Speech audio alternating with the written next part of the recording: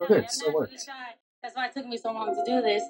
I want to take a second to say free Palestine, free Congo, free Sudan, free Yemen, free Hawaii, free Guam. Free Hawaii?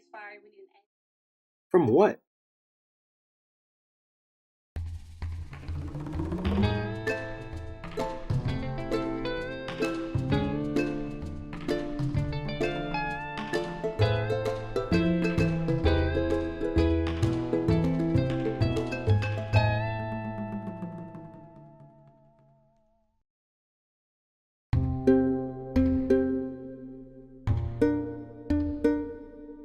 We're actually going to go pretty light on the skits and characters for this one. This topic is important and I don't want to distract from it with a bunch of nonsense about, like, pineapple genies. It's also personal to me. Many of you might already know that I grew up in Hawaii from the late 80s to the early 2000s. I'm not Hawaiian, I'm white, and I was born on the mainland. My parents took me there when I was 2 years old, so I have no childhood memories of living anywhere but Hawaii. I remember watching Dan Cook and Guy Hoggy on the news. I listened to Star 101.9 on my way to school every morning, and I still have a lot of those old 90s commercials stuck in my head. Honda Windward will make a believer out of you. I'll never forget that one. Do they still use Napoleon for Zippy's Bakery? I always thought that was weird. Anyway, most relevant to us here were the We Are Hawaiian PSAs put out by the library. I tried like hell to find these, and apparently I'm not the only one. There are dozens of Reddit threads and Quora posts about them. There's a Hawaii TV archive channel that I had playing in the background for hours hoping that I'd hear one of them, but no. Huh, that guy looks familiar. I even reached out to the library themselves, offered to pay, and still came up empty. These might actually be lost media, which is a huge bummer. I'm clearly not the only one who'd like to see those again. One of them had a rap song that I'll also never forget as long as I live. We are Hawaiian, wasting time, fall behind, watching television all the time. But the one everyone remembers had a bunch of kids appearing on screen one after another to state their ethnicities. I'm Hawaiian Chinese, I'm Hawaiian African, I'm Hawaiian Filipino, I'm Hawaiian Irish. That one always stuck out to me since it was a little redhead kid, like, yeah, of all the... Sure, you're Hawaiian. But that was the point. We are all Hawaiian regardless of where you're from. And use your library. But then in 1993, the United States formally apologized for its part in the overthrow of the Hawaiian monarchy, and within a decade, that inclusive sentiment had faded away, and there were a lot more upside-down flags flying around. Nowadays, when I tell people on social media that I'm from Hawaii, I'm regarded more as some sort of colonizer than as a kid who was taken there without any choice in the matter. When Bill Clinton signed the Apology Resolution, as it's known, he sparked interest in a sovereignty movement which had been slowly growing in the background since the 1970s. The Native Hawaiian sovereignty movement is not a monolith. There are about a dozen different groups with different goals, arguments, and claims to legitimacy. Most want some form of federal recognition or nation-within-nation status, but a few want complete independence. And even though that extreme wing only represents a small minority of Hawaiians, they've gotten enough attention that even non-native musicians are saying "Free Hawaii" during their tiny desk performances. That clip of Keilani made the rounds on social media in 2024 and confused a lot of people. Like, how did Hawaii get lumped in there? Unfortunately, I think the answer is that a lot of young people just sort of go along with whatever anti-imperialist catchphrase comes across their feed without really looking into it.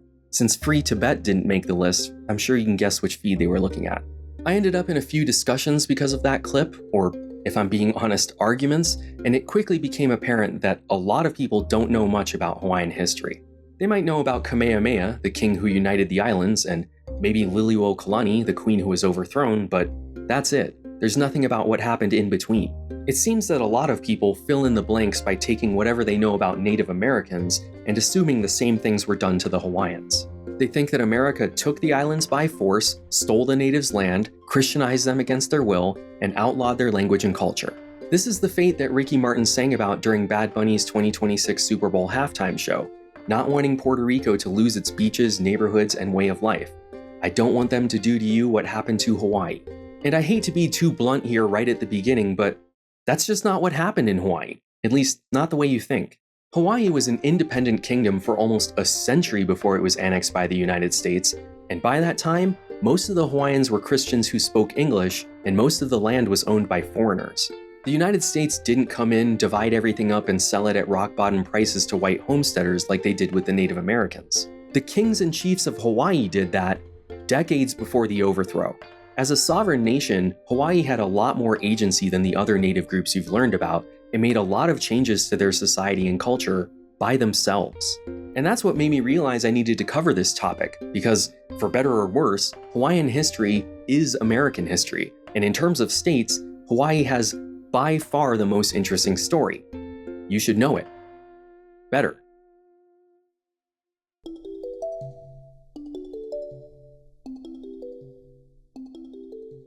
Now, some of you might remember that I made a video about Hawaii 7 or 8 years ago, but it was only 20 minutes long and based almost entirely on Sarah Vowell's 2011 book, Unfamiliar Fishes. I read it when it first came out, and for the longest time it was my favorite book.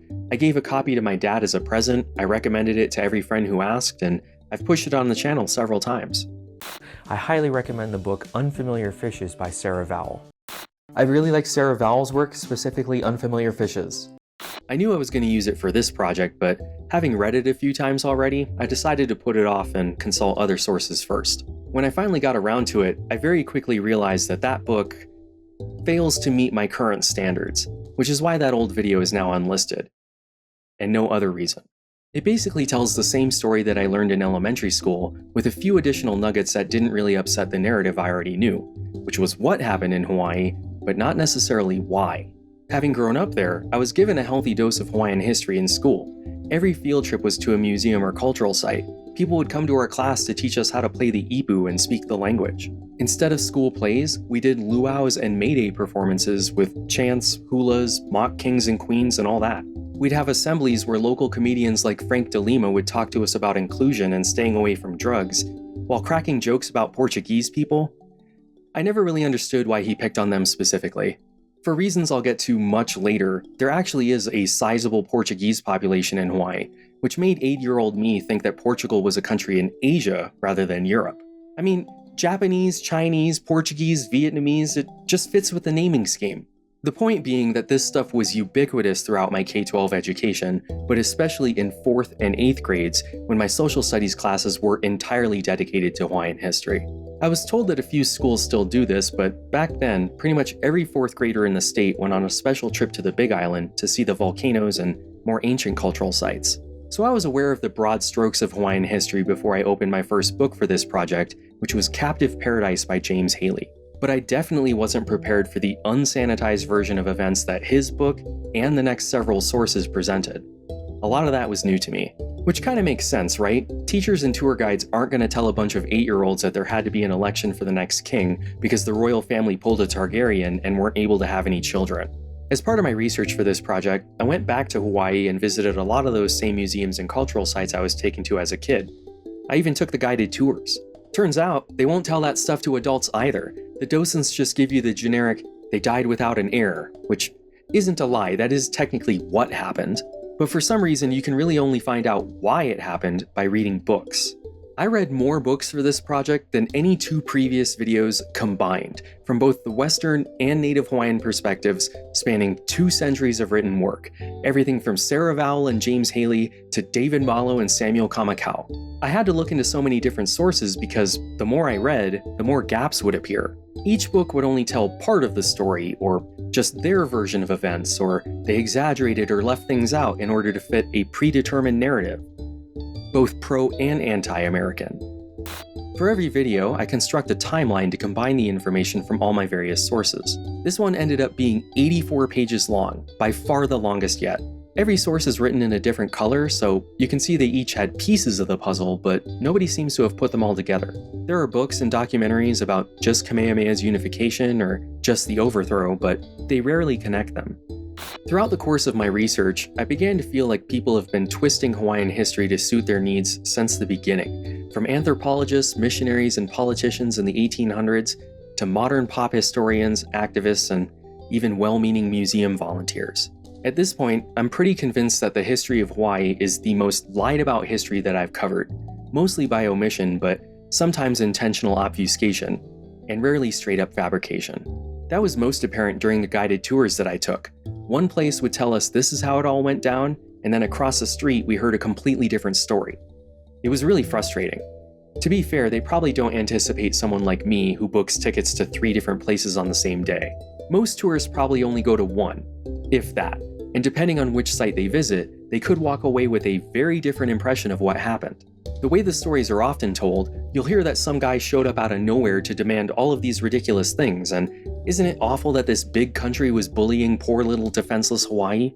But then you'll open a book and it's like, oh, well he kinda had a point actually. So here's the thing I want you to remember throughout all of this. When the truth is on your side, and in the Native Hawaiians' case it is, you shouldn't lie about it.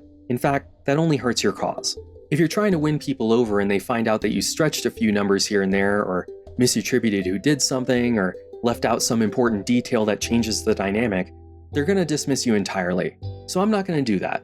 I'm going to present you with the most comprehensive version of Hawaiian history that I can, including the not-so-savory bits that museum docents and pop history writers often leave out.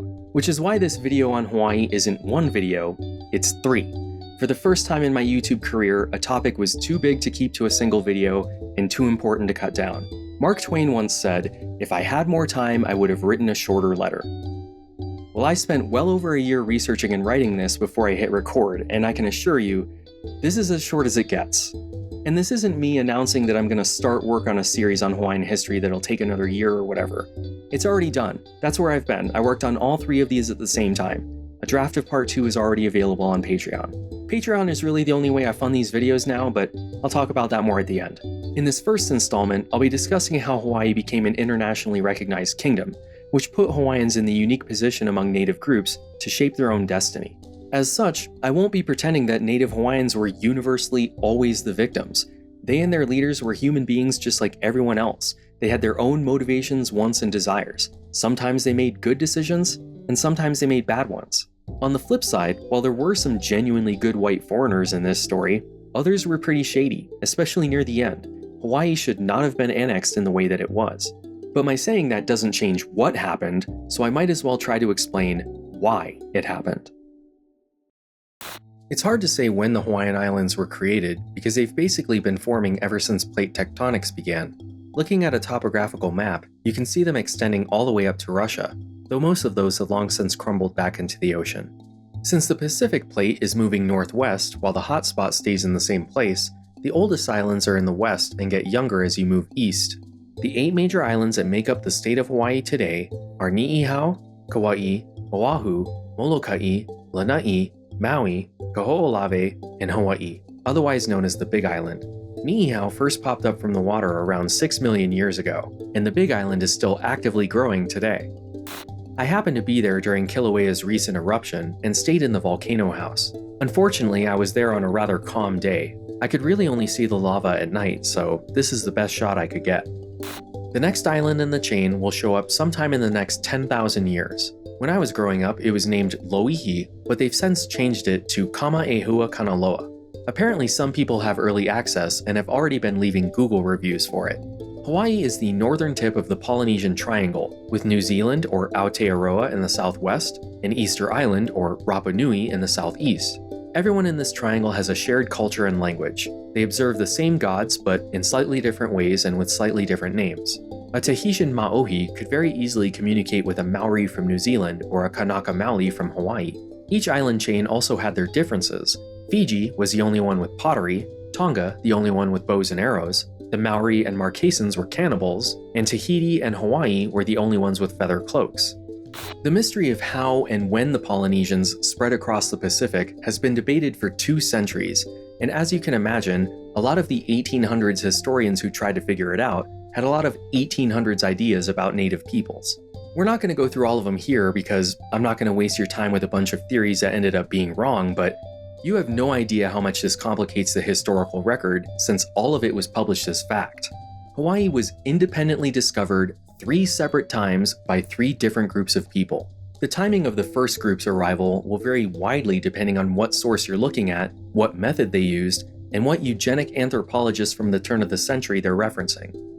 Here's every book I read for this project that touched on this, and here is when they placed that initial settlement. It doesn't seem to matter how recently the book came out, the numbers are all over the place.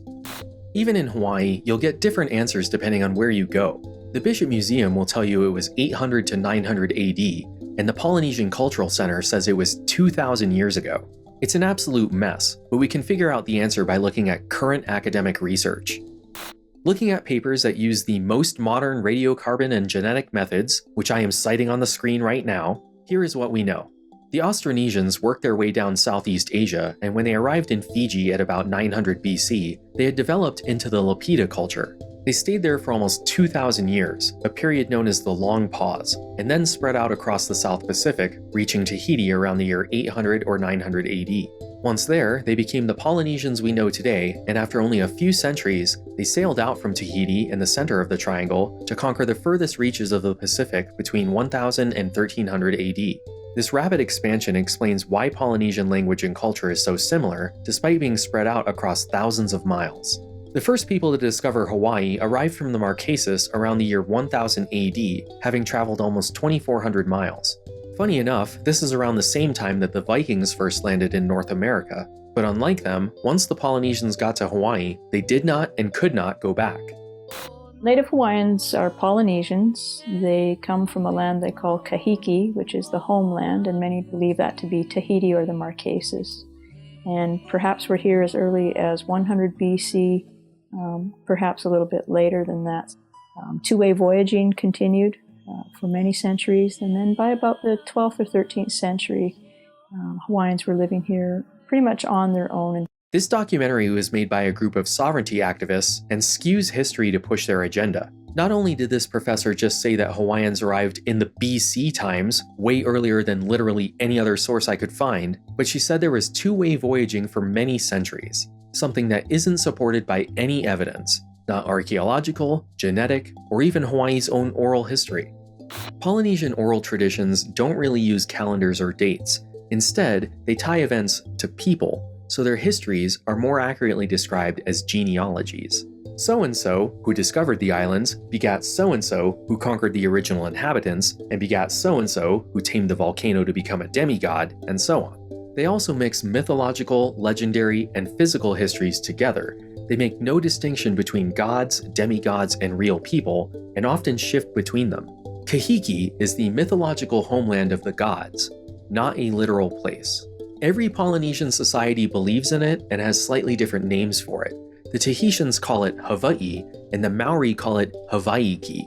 It's where the demigod Maui went to steal things like fire to give to humanity. There are stories of other people traveling to Kahiki, but even Hawaiian historians like David Malo and Samuel Kamakau regard these as legends and not actual voyages undertaken by real people. I could talk about when Hawaii was first settled and why two-way voyaging didn't happen for over an hour. It's that complicated and nuanced. It's also well outside of the scope of this video. The TLDR is that it has a lot to do with the equator. It's not just a magic line on a map. Things actually happen there which make traversing it notoriously difficult. Around 1200, the second group to arrive in Hawaii came from Tahiti, 2,600 miles away. From then on, as the professor said, Hawaiians were on their own. The last place in the Polynesian Triangle to be settled was New Zealand around the year 1300, at which point the great voyages of discovery inexplicably ended. Every Polynesian genealogy backs that up. It's even a major plot point in the Moana movies, which aren't really a Hawaiian story, but a mix of all Polynesian myths and legends with a heavy emphasis on the Maori from New Zealand. I'm not sure when those movies are set in time, but the whole idea is that she's bringing those ancient voyaging traditions back. Strangely, nobody really disputes that 1200 AD figure for the second arrival in Hawaii and end of voyaging, not even the sovereignty movement.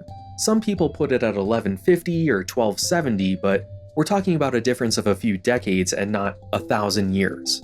I'm really not sure why people push the date for that initial settlement back so far, or insist that there was two-way travel until it abruptly ended for some unknown reason. My only guess is that it makes for a more compelling, romanticized story. To be fair, Native Hawaiians are not the only ones who do this.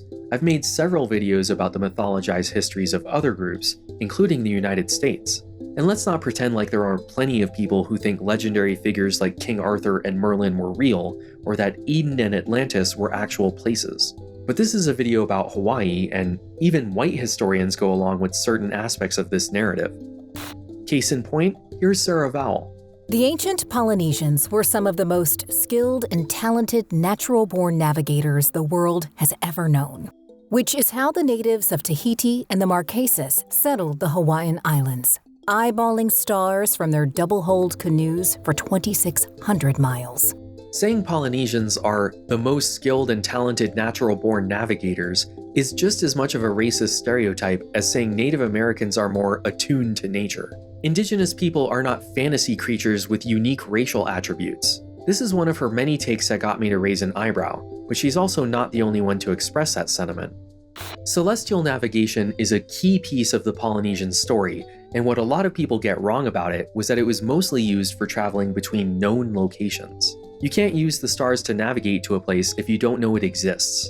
They'll help you maintain a direction, assuming you have clear skies, but they won't tell you what you'll find when you get there. They're more of a compass than they are a map. There are other things you can look for, like the presence of seaweed and driftwood, or dolphins and whales, or like Noah, you could send out a bird to see if it comes back, but that isn't as poetic as the way Vowell put it, is it? It isn't as fun to say that the Polynesians found islands in the same way that Christopher Columbus did. They pointed their ships in a direction, and with a combination of environmental clues and a bit of luck, they found land. But like I said, the truth is enough. We know that people using only Stone Age materials were able to make the journey twice, which is impressive on its own, and they were there for centuries before the Europeans. That's all you need to claim that the land is yours. You don't need to fudge the dates or claim some sort of innate knowledge or reinterpret legendary voyages as real. The Lakota Sioux were originally from the Great Lakes and didn't move into the Black Hills until the 1760s, yet everyone agrees that those are their ancestral lands. Well, except for maybe the Cheyenne that they kicked out. But unlike the Cheyenne, the Marquesans in Hawaii weren't displaced by the Tahitians, they were absorbed. We know very little about what life was like before that, but from that moment on, they were all native Hawaiians. That's when the oral history of Hawaii begins, when a Tahitian priest named Pa'au introduced the socio-religious system known as kapu, though you're probably more familiar with the Tahitian form of that word, taboo. David Malo was born in 1793 and raised in the court of Kamehameha. As a chiefly counselor, he was required to know all of the royal genealogies, histories, and kapus. He converted to Christianity, and in 1838 he wrote Mo'olelo Hawaii to get all of this information written down before it was lost to time or distorted. Its English translation is titled Hawaiian Antiquities and is considered to be the most genuine source of information on what life was like in pre-contact Hawaii. Here is how Sarah Vowell describes Malo and his book. Malo's book, Hawaiian Antiquities, a compendium of classical Hawaiian customs, beliefs, and vocabulary, is intricate and wide-ranging. Malo details the impressive variety of fishhooks, burial practices, the codes and rituals of the ruling class, the names of a long list of gods. If I were looking for one word to describe the Hawaiian people, lucky would not be it. But they were fortunate that the first real writer in the Hawaiian language happened to be one of the most knowledgeable keepers of the oral tradition. As one of the most knowledgeable keepers of the oral tradition, here is what he had to say about it. Memory was the only means possessed by our ancestors of preserving historical knowledge. It served them in place of books and chronicles. No doubt this fact explains the vagueness and uncertainty of the more ancient traditions, of which some are handed down correctly, but the great mass incorrectly. When traditions are carried in the memory, it leads to contradictory versions. One set think the way they heard the story is the true version, another set think theirs is the truth, a third set very likely purposely falsify. Thus it comes to pass that the traditions are split up and made worthless. He devoted several chapters to detailing all of these different genealogies, and I'm not going to relay any of them in particular since they cover the pre-contact period and even David Malo isn't sure which one is the truest. I can't even tell you Hawaii's creation myth because he describes at least a half dozen different versions. The Wakea and Papa genealogy is the most common one you'll see in history books, likely because it matches up with other Polynesian creation myths. The Maori call them Ranganui and Papatuanuku. The Kumu Lipo became more popular later on, especially after Liliuokalani wrote a poem about it. There were 4 primal gods in the ancient Hawaiian religion. The 2 most important were Ku, the god of war, and Lono, the god of peace. The other 2 were Kane, the god of the sky, and Kanaloa, the god of the sea. These 4 also had many different incarnations under different names. So Ku was also the god of wealth and fishing, Lono the god of fertility, music, and agriculture, Kane the god of light, and so on. There were also dozens, if not hundreds, of minor gods, like Alaka, the goddess of hula, and Pele, who lived in Kilauea as the goddess of fire and volcanoes. There's an urban legend that if tourists take any rocks from the crater, they'll be cursed with bad luck, which is kind of funny when you think about it. If you're a Christian who believes that, you are acknowledging the power and existence of a Hawaiian god. I'm pretty sure there's a commandment about that. But because of that, thousands of pounds of rocks are mailed back to Hawaii Volcanoes National Park every year, which is a huge pain. Once they've left the island, they're contaminated and can't exactly be put back. Maybe don't take rocks as souvenirs in the first place. The Tahitians also introduced a very strict caste system to the islands. The commoners made up the vast majority of the population and were known as the Maka'ainana, which translated literally means eyes of the land. They were the ones digging in taro patches and fishing on canoes. The native Hawaiians refer to themselves as the Kanaka Maoli, so the word Kanaka was also used to describe the common people. Above them were the Ali'i, or chiefs, which numbered 1 out of every 1,000 people. The Maka'ainana were the fixed residents of the land. The chiefs were the ones who moved about from place to place. It was the Maka'ainana also who did all the work on the land, yet all they produced from the soil belonged to the chiefs, and the power to expel a man from the land and rob him of his possessions lay with the chief. Within the Ali'i caste, there were several ranks associated with how much land they controlled. The smallest land division in the Hawaiian system was an ahupua'a and stretched from the mountains to the sea. An Ali'i might rule one or several of these and would appoint a lesser chief, known as a konohiki, to manage its daily affairs. These ancient ahupua'a mostly correspond to their modern-day city names, so you can think of konohikis as mayors and Ali'i as county commissioners. A collection of ahupua'a made up a district, or moku, and was ruled by a high chief, or Ali'i Nui. You can think of these like governors of small states. An Ali'i Nui might control one or several districts, or, if they were ambitious enough, an entire island, at which point they might start calling themselves a king, or mo'i. According to David Malo, the kings and chiefs ruled in such a way that made life miserable for commoners. The condition of the common people was that of subjection to the chiefs, compelled to do their heavy tasks, burdened and oppressed, some even to death. The life of the people was one of patient endurance, of yielding to the chiefs to purchase their favor. If the people were slack in doing the chiefs' work, they were expelled from their lands, or even put to death. Because of the oppressive exactions made upon them, the people held the chiefs in great dread and looked upon them as gods. Only a small portion of the kings and chiefs ruled with kindness. The large majority simply lorded it over the people. It was from the common people, however, that the chiefs received their food and their apparel for men and women, also their houses and many other things. Lateral to the Ali'i were the priests, known as kahunas. While most of the kahunas were religious, worshipping and sacrificing to the gods, others had a more natural focus, such as medicine, agriculture, and biology. It's a common misconception that kahuna means chief. You've probably heard someone ask, "Who's the big kahuna around here?" But Ali'i and kahuna were two separate castes that wielded power in different ways and at different times of the year. It's also important to note here that there was virtually no upward mobility in this system. It did happen, but it was so exceedingly rare that you could just say it never happened and still be functionally correct. Downward mobility was far more common. Unworthy chiefs would be cast down to live with the commoners, or worse. Which leads me to the fourth and final caste, the kaua, who were slaves, outcasts, and war prisoners. These were people forced to live on the fringes and thought of as untouchables. They were the smallest caste, but like all the others, you could be born into it and it was unlikely you would ever get out. A similar feudal system existed in Europe during the medieval period, with serfs, lords, kings, and priests. And while it's tempting to think that the West moved beyond that inhumane societal structure more quickly, don't forget that well into the 1860s, and even beyond, it was legal to own other people in the United States.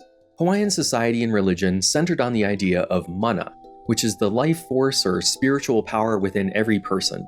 You were born with a certain amount and could acquire more through things like war and human sacrifice. To use a gaming analogy, mana is not a consumable magical resource that has to be replenished with potions. It's more like experience points. Sacrificing an Ali'i Nui would grant a lot more experience than killing a commoner because they had a lot more mana. Human sacrifice was a common occurrence in Hawaii, and 0 Hawaiians volunteered to be sacrificed. It was not seen as an honor, it was universally a punishment for being captured in war or breaking a kapu. Kapus were laws or societal norms. The highest ones were religious in nature, but an ali'i could introduce new civic kapus whenever they thought it was necessary.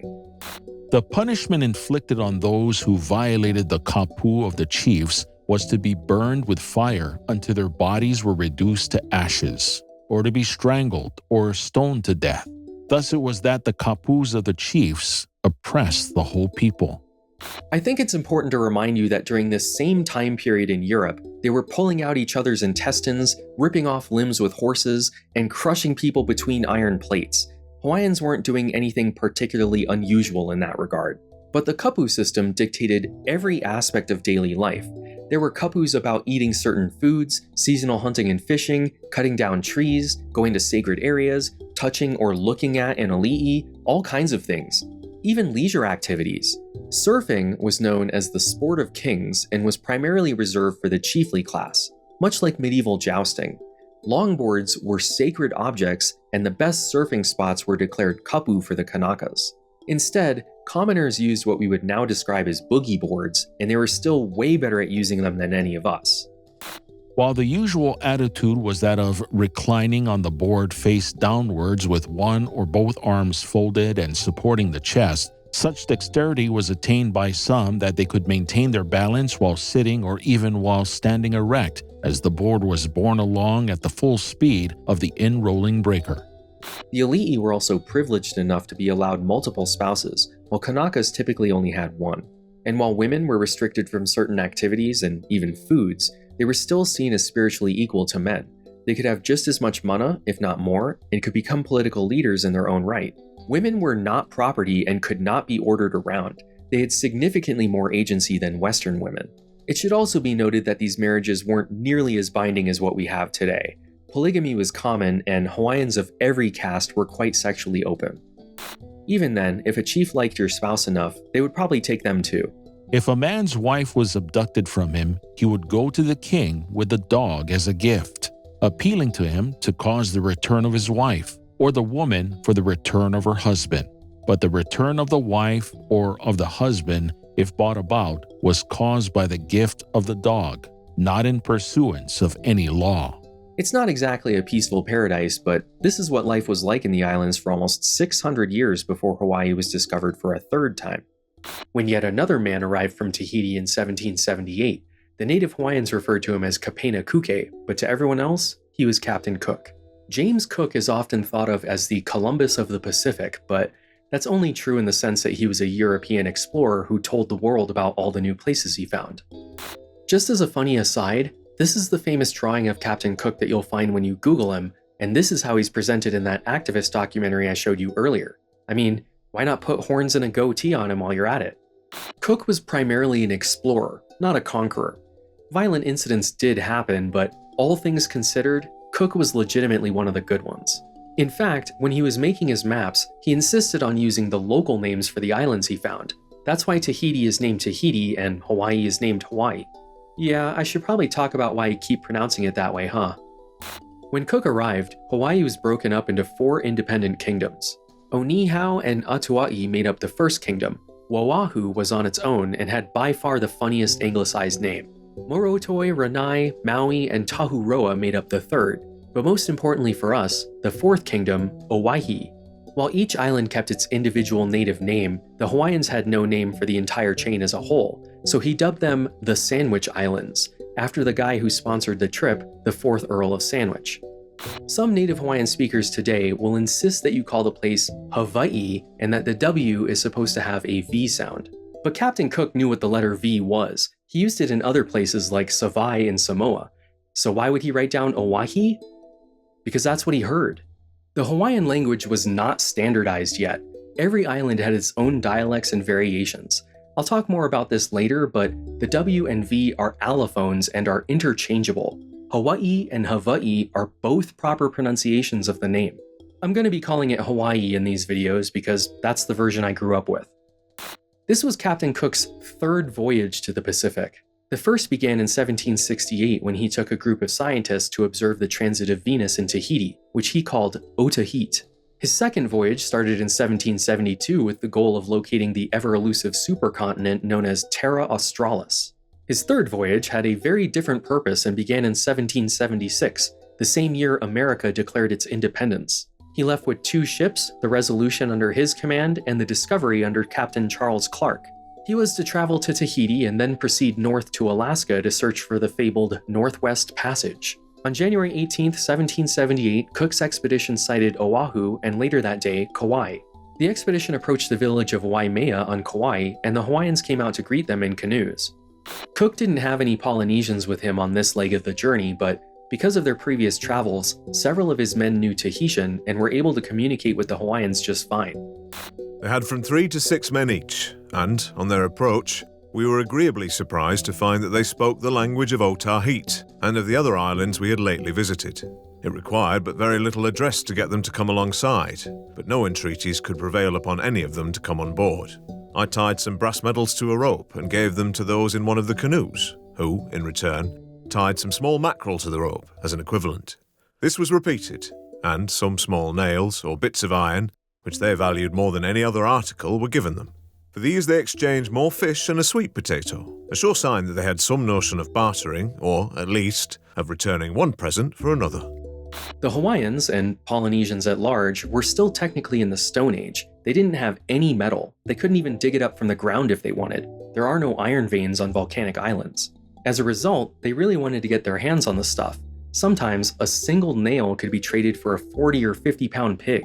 In addition to stone, the Hawaiians used wood, bone, shell, and shark teeth in their tools and weapons. This is a dagger-sized leomano. It has a pretty shallow, serrated cut. The version used in war is up to 2 feet long, but it's not like the teeth get any longer. It's more like using a handsaw as a weapon rather than a sword.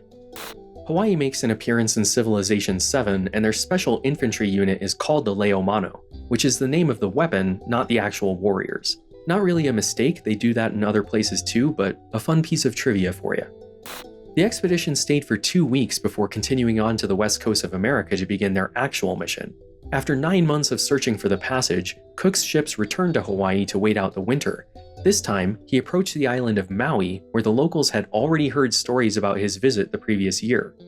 Kahekili, the king of Maui, met with Captain Clark on the Discovery and gave him a red feather cloak as a gift. The expedition then spent 2 months mapping Maui and its neighboring islands. Kahekili was at war with Kalaniʻōpuʻu, the king of the Big Island, who was then occupying 2 districts on Maui. Not to be outdone, Kalaniʻōpuʻu also met with the captains and invited them and their ships to come over to his island. Rather than just going straight to the royal capital, Cook's ships took their time and traveled clockwise around Hawaii to map it. Unbeknownst to them, this ended up being a religiously significant act. This was the Makahiki season in honor of Lono, the god of peace, fertility, and the harvest. For 4 months, roughly October to February, the kahunas were in charge instead of the ali'i, and there was a kapu against all killing. Even human sacrifices were put on hold. The other 8 months were spent worshipping the war god Ku, and there was a lot of killing. According to legend, Lono murdered his wife out of misplaced jealousy. In his despair, he ran around the island in a clockwise direction, challenging anyone and everyone to fight him. Then he sailed away to Kahiki in a tall ship, promising to return. Captain Cook showed up in Kealakekua Bay with his tall ships at the culmination of the Makahiki festival. It was the perfect time to arrive if you wanted to be mistaken for a god. The kahunas encouraged that interpretation, seeing him as a way to increase their own power and prestige. When he pulled into the bay, over 3,000 canoes carrying anywhere from 10 to 15,000 people went out to greet him. For some reason, a lot of pop history, and even some books, portray this as the moment of first contact and depict Hawaiians as having no idea who he was. Oh my god, this is what Lono has given us, like a whole new buddy to hang out with. But as I said, this guy, Kalaniʻōpuʻu, had already met Cook and personally invited him to this island. They were expecting him. Now there is some modern disagreement over whether the Hawaiians thought Cook was literally a god himself or just one of Lono's messengers, but either way, he was definitely treated as if he was divine. The higher your mana, the more kapus there were about you. Commoners were not allowed to cross shadows with a chief. If that chief was especially highborn, they weren't even allowed to look at them, which is how they regarded Cook. Hawaiians prostrated themselves on the ground and covered their eyes when Cook walked by. He even made it into a bit of a joke by turning around quickly to make them do it, apparently unaware of the fact that breaking that kapu meant death. The Hawaiians referred to his men as haulis. Today, there are all kinds of apocryphal stories as to what that word means. The most common is that if you break the word down, ha'ole means without breath, which many take to mean that they didn't have a soul or couldn't speak the language. But you really can't define a word like that. That's like saying history means his story. Another more grounded etymology is that in Hawaiian legends about Kahiki, the people who lived there were described as hauli. And you know, I somehow doubt that the people from the homeland of the gods would have no soul.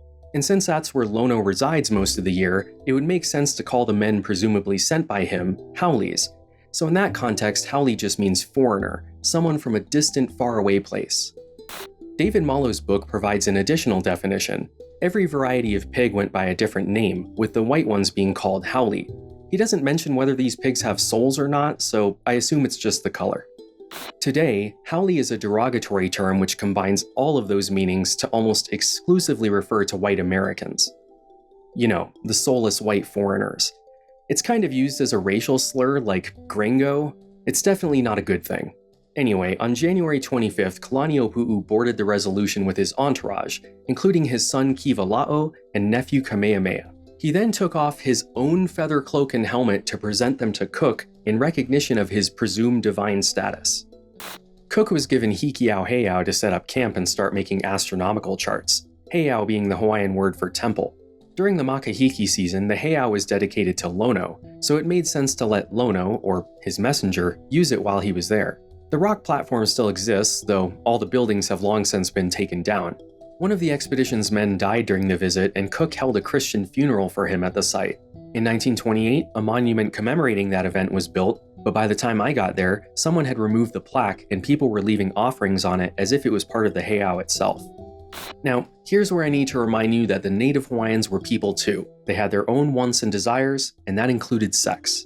A common woman would see it as a high honor to get together with a chief because even though their children wouldn't necessarily become a li'i themselves, they would still inherit some of their superior mana. So many native women thought that hooking up with one of Lono's messengers would confer even more mana. Normally, women weren't allowed in the heiau, especially for non-religious purposes like this. But because of the foreigners, nobody could really keep them away. Cook rather famously abstained from it himself and was generally against letting his men sleep with native women, fearing the spread of venereal disease. But he too was somewhat powerless to stop it. Both the sailors' journals and Hawaiian oral tradition maintain that these were consensual acts. It couldn't even be considered prostitution since the women didn't want anything in return. But the defiling of his own temple with women, along with the death of one of his men, caused the Hawaiians to start questioning whether this guy was really divine. On February 4th, Cook's expedition weighed anchor and departed Kealakekua Bay, only to break a foremast and return 7 days later. If this guy really was Lono, there was no way that would have happened. The illusion was broken. It also didn't help that Makahiki was over. To mark the occasion, a kahuna simultaneously ate an eye from a tuna and an eye from a human sacrifice, lifting the seasonal kapu on fishing and killing, and turning control back over to the ali'i. The chiefs were somewhat less inclined to believe in Cook's divinity.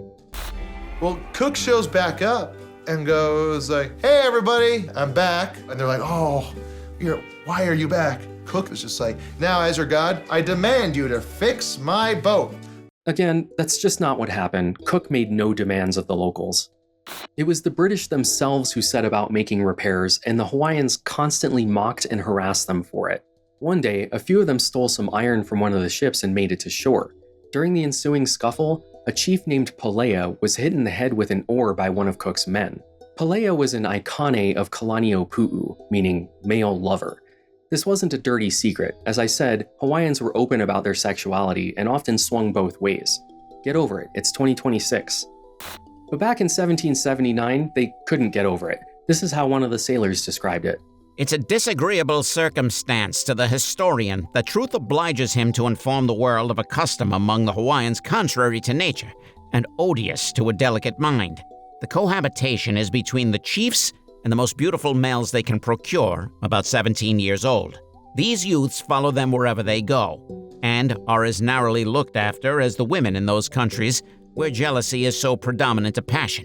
They are extremely fond of them, and by a shocking inversion of the laws of nature, they bestow all those affections upon them that were intended for the other sex. David Malo also provides a description of the practice. Of the people about court, there were few who lived in marriage. The number of those who had no legitimate relations with women was greatly in the majority. Sodomy and other unnatural vices in which men were the correspondents, fornication and hired prostitution were practiced about court. Peleus survived, but still, not a good look to be beating down on one of the king's favorites over a few pieces of metal. The next day, February 14th, the Hawaiians stole one of the Discovery's launch boats in retaliation. Captain Cook went ashore to take Kalaniʻopuʻu hostage until it was returned, but a fight broke out and he ended up getting repeatedly stabbed in the back while face down in the water. In 1874, the Cook Monument was erected near the site of his death, but I warn you, the hike down to it includes 1,300 feet of elevation change, so make sure you bring water. It seems most people get there by boat for scuba or snorkeling tours.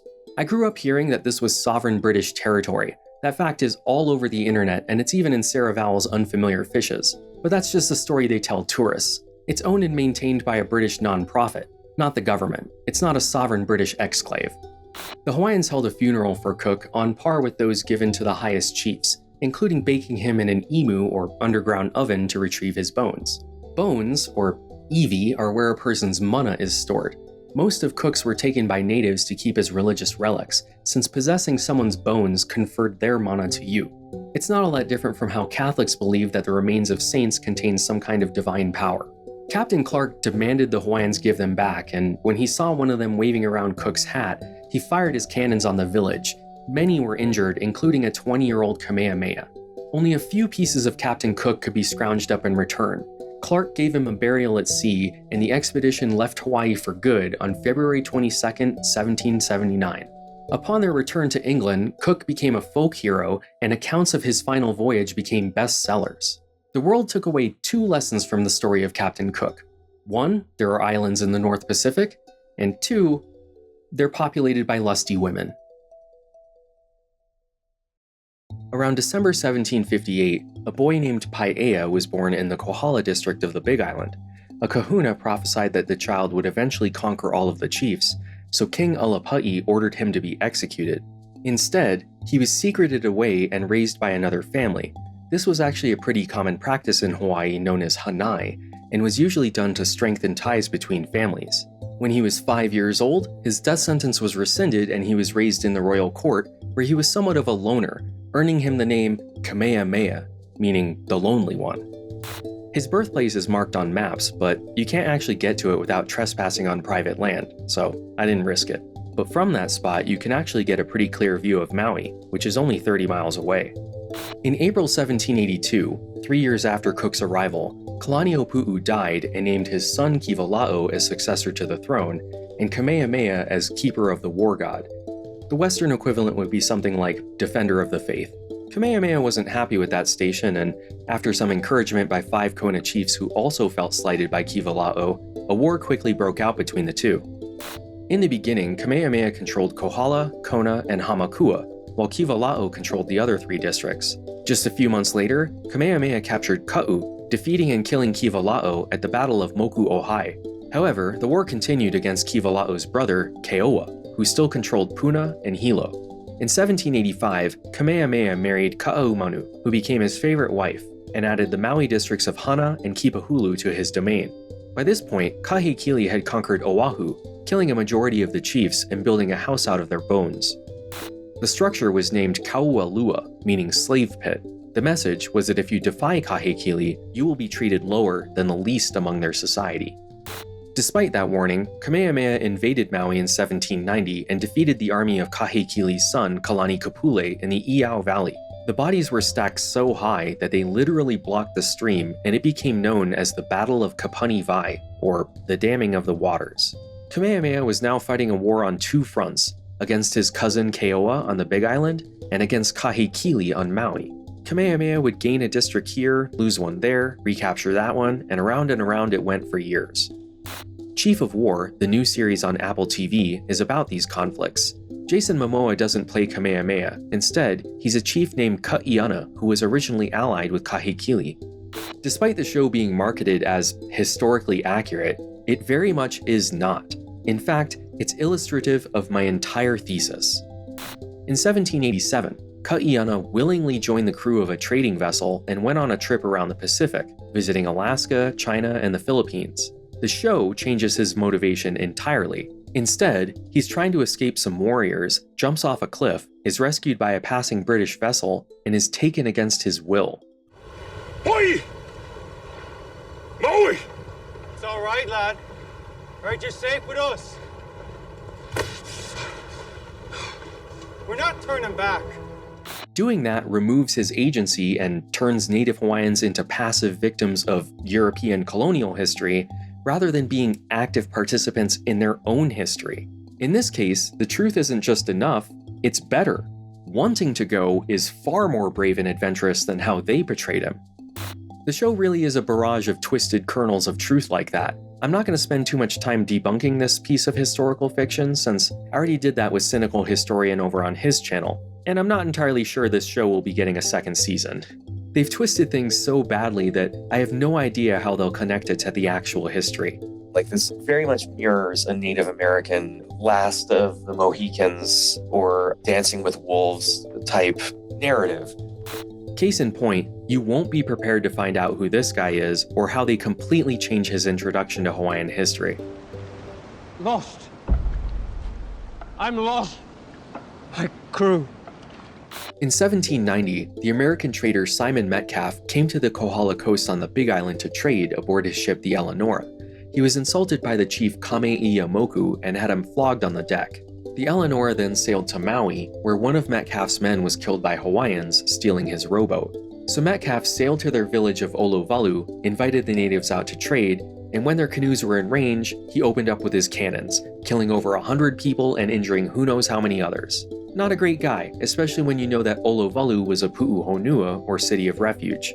If someone broke a kapu, the only way they'd escape death was to make it to a pu'uhonua before they were captured. There, they'd be cleansed and freed from any harm. Imagine if Catholic confession was a physical place you had to reach that would make you safe from punishment, like base and tag. I'm not trying to trivialize these, just explain them in a way that people might understand. Pu'uhonuas were incredibly sacred sites. This would be like killing people in a church. It was a major sacrilege. 2 months later, his son Thomas Metcalf also arrived off the Kohala coast with his ship, the Fair American. Kameiyamoku, still mad about being flogged on the Eleanora, boarded the ship to trade and slaughtered Thomas and all of his men save for one, Isaac Davis. He then handed the ship and its sole survivor over to Kamehameha. At the same time, Simon Metcalf arrived in Kealakekua Bay also wanting to trade, but Kamehameha refused to engage with him because he didn't want him to learn about his son and the Fair American. Simon sent John Young ashore to find out what the deal was, and he too was captured and held prisoner. After a few days of waiting, Metcalf abandoned Young and left for China. He never found out what happened to his son, but in a strange coincidence, he died in the same way to the Haida people in the Pacific Northwest 3 years later. Kamehameha offered Isaac Davis and John Young a choice: serve him and be treated as a li'i, or die. They chose to stick around. The Bishop Museum accurately describes the two as kidnapped English sailors, but over time, they were fully integrated into the Hawaiian chiefly class, to the point that both of them are buried at the Royal Mausoleum at Mauna Ala. Despite his service beginning under duress, John Young's gravesite labels him as Kamehameha's friend and companion in arms. Kamehameha had seen firsthand what cannons could do in the aftermath of Captain Cook's death. Now, not only did he have his own ship with cannons, he had 2 white men who knew how to use them. He absolutely cleaned house when Kahekili sent a massive fleet of war canoes to attack the Big Island the next year. After the battle, Kamehameha had a huge new temple built near Kauai in the Kohala district. Construction required a human chain consisting of thousands of people to move the lava rocks from their source 14 miles away. Pu'ukohola Heiau is now part of a national park that consists of 3 different temples, and again, all that remains are the stone platforms. It took almost a year to complete, and when it was, Kamehameha invited his warring cousin Keoa over to discuss peace. When he arrived, he was immediately seized and sacrificed to dedicate the new heiau, ending the war and giving Kamehameha complete control over the island. Some of Keoa's descendants continue to hold a grudge against Kamehameha for that treachery, which creates an interesting dynamic. Native Hawaiians have a lot of the same complicated feelings towards Kamehameha that the Apache do towards Geronimo. Outwardly, he was a hero, but internally, he was kind of a jerk. In March 1792, British Captain George Vancouver arrived in Hawaii, or rather returned. He was actually part of Cook's crew during that last voyage. Vancouver's companion vessel sent 3 men to look for fresh water on the north shore of Oahu, and they were subsequently captured and sacrificed at Pu'uomahukaheao. The site still exists, but it's kind of hidden away on a hill in a residential area. On a clear day, from this spot, you can see the island of Kauai, which is 70 miles away. Vancouver met with Kahekili and then Kaumoali'i, the king of Kauai, but not Kamehameha. He then continued north to pick up where Cook left off in his search for the Northwest Passage. Vancouver returned in February 1793, and this time he went to the Big Island to give Kamehameha a gift of cattle and goats. Anyone who's ever visited the Big Island can tell you that those goats still very much exist. You'll find them wandering all over the place. They're probably the only wildlife you'll see aside from chickens. So many chickens. Goats were also turned loose on Kaho'olawe and proceeded to wreak havoc, but I'll talk more about that in a later installment. Go ahead and stick a pin in that, our first of many. During Vancouver's third and final visit in the winter of 1794, Kamehameha was given more cattle, and this time, Vancouver recommended he place a 10-year kapu on them so they could multiply. The Big Island still has a sizable ranching community as a result. The British were doing this all over the Pacific, dropping farm animals on the various islands they encountered so that future expeditions would find familiar foods and not have to rely on the local cuisine. The Hawaiians brought pigs, chickens, rats, and dogs with them when they originally settled the islands 1,000 years ago. The dogs had long since died out before Europeans arrived, and we can assume that the rats were just accidental hitchhikers. Now, growing up, I was always taught that Hawaiians primarily subsisted on a root vegetable called taro. They would mash it into a paste known as poi, which is certainly an acquired taste. Every tourist who gets to try it is told that taro was their staple crop. It's something that every book I read made sure to mention as well, but that claim falls apart as soon as you think about Hawaii's geography.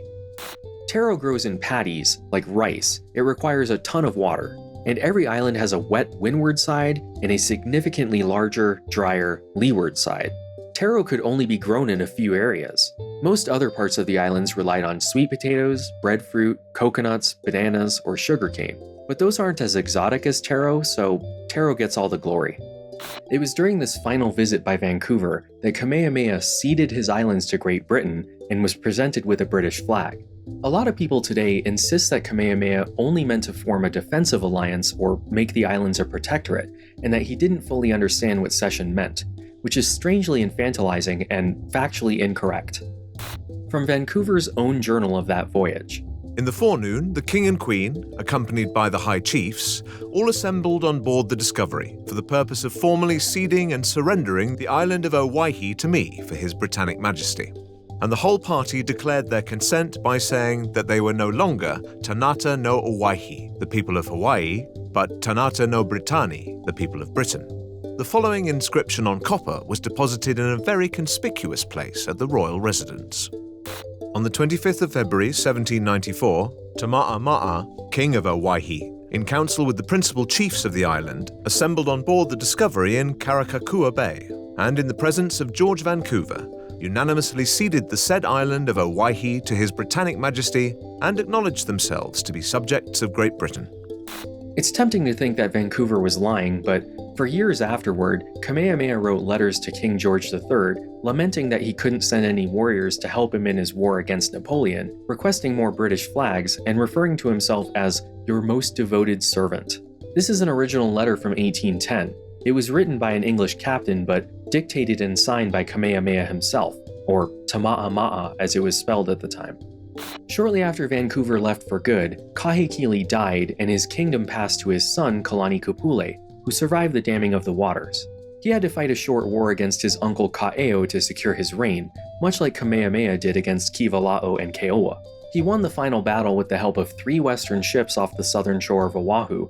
Kalani Kupule then killed the captains and attempted to seize the ships, hoping to use them against Kamehameha.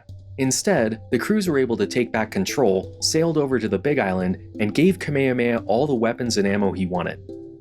In less than a month, Kamehameha conquered Maui and its surrounding islands with 10,000 men and 1,200 war canoes, the largest army and navy the islands had ever seen. Kalani Kapule still controlled Oahu, but in May 1795, Kamehameha invaded that too. The forces of Oahu made their final stand in the Nu'uanu Valley, where Kalani Kapule was defeated and sacrificed.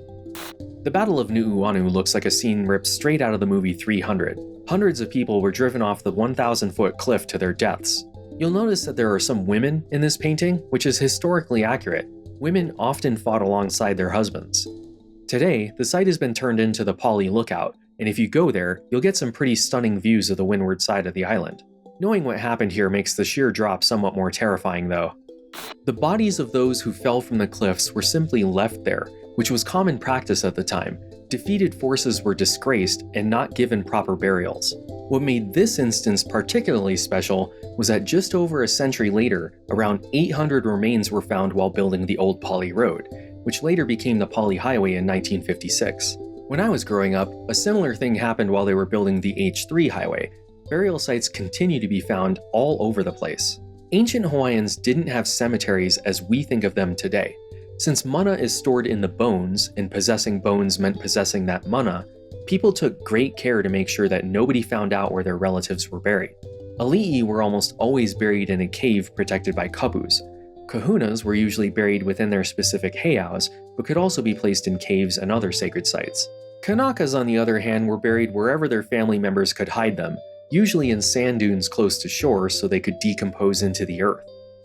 Advantage of putting them into sand dunes is that eventually they will rot down so that the bones become part of that sand.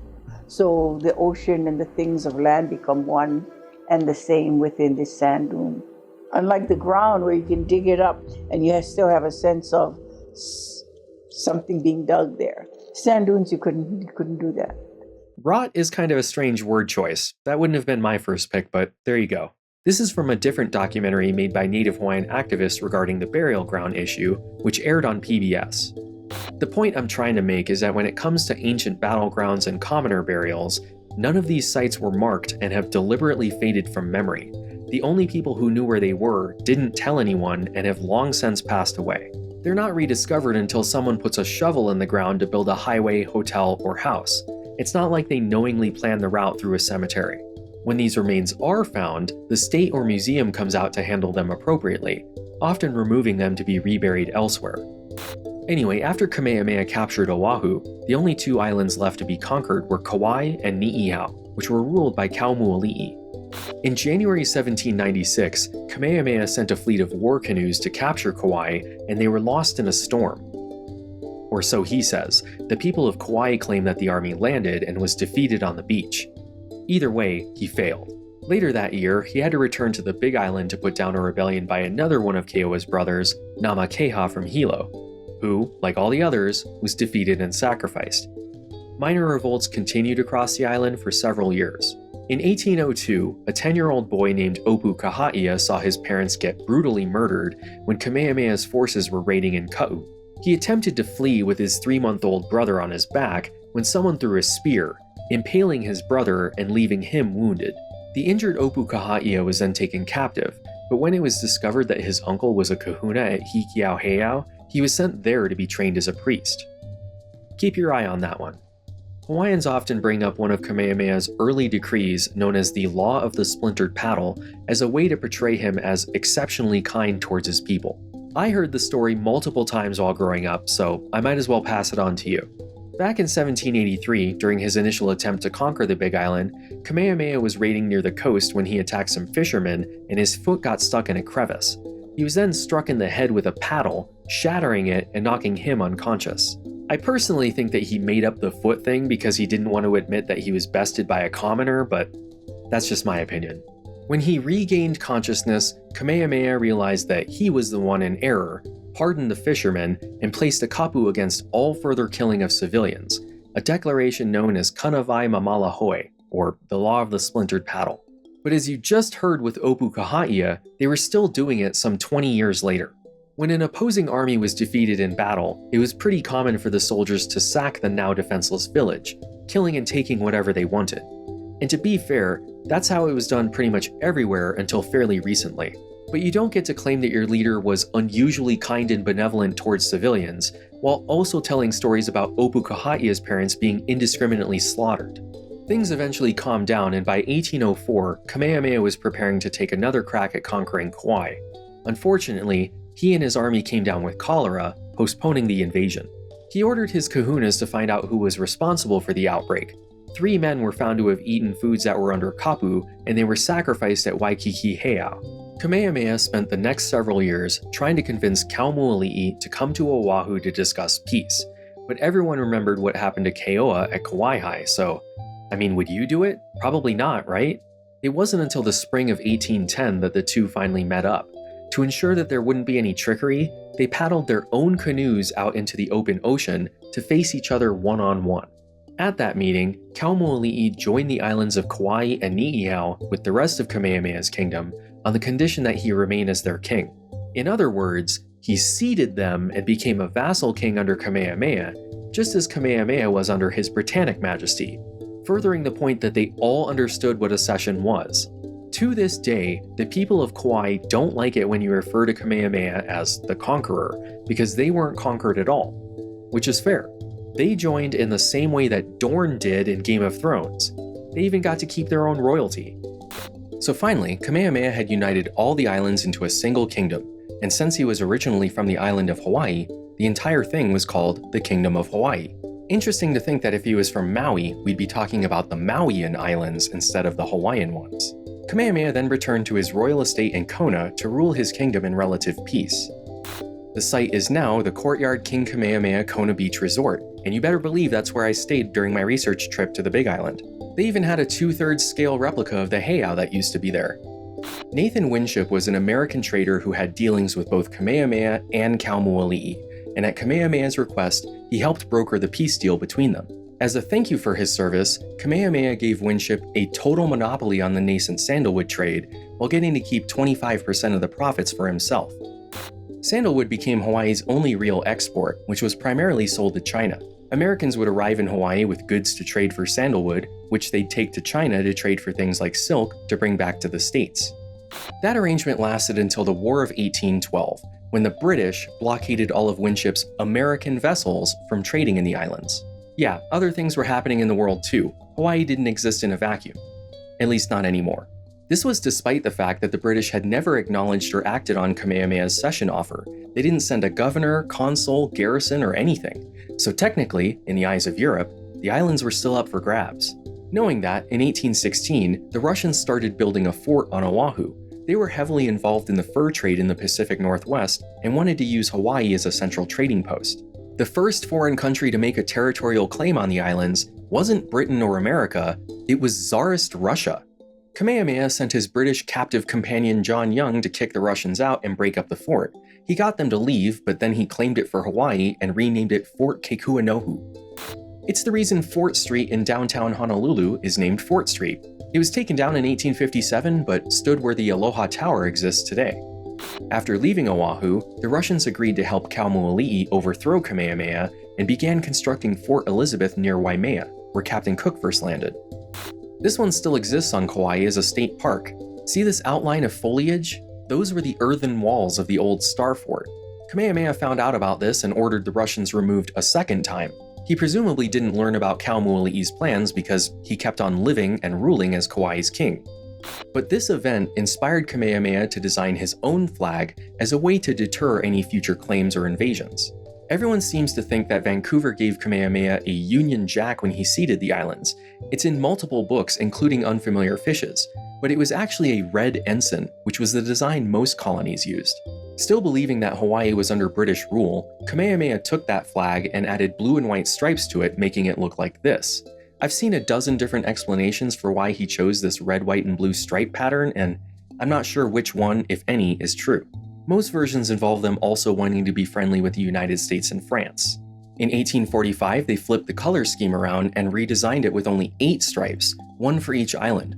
This is the flag they used for the rest of the kingdom's existence and is still the state flag today. But the important point is, this is the original flag for the Kingdom of Hawaii, not this. This was designed by a sovereignty activist in 2001. Gene Simeona claims that some random guy told him that the current flag was not the original, so he scoured the state archives to uncover this design and began mass producing them to sell at a profit. Despite that obvious lie, it's become a symbol of the native sovereignty movement and is known as the Kanaka Maoli flag. But I can't stress this enough, it has no basis in history. Prior to European contact, chiefs used feathered staffs known as kahilis. The larger and taller they were, the higher the rank and status of that particular chief. They continued to use them as personal standards well into the kingdom period. A kahili sits at the center of the crest in the Kanaka Maoli flag, along with two crossed oars. Despite its apocryphal nature, this is the symbol Civ 7 decided to go with to represent Hawaii in their game. It's totally fine to have a flag for your movement, but you gotta stop pushing the false narrative that it was the original before the British showed up. There were no flags before then. This is the original.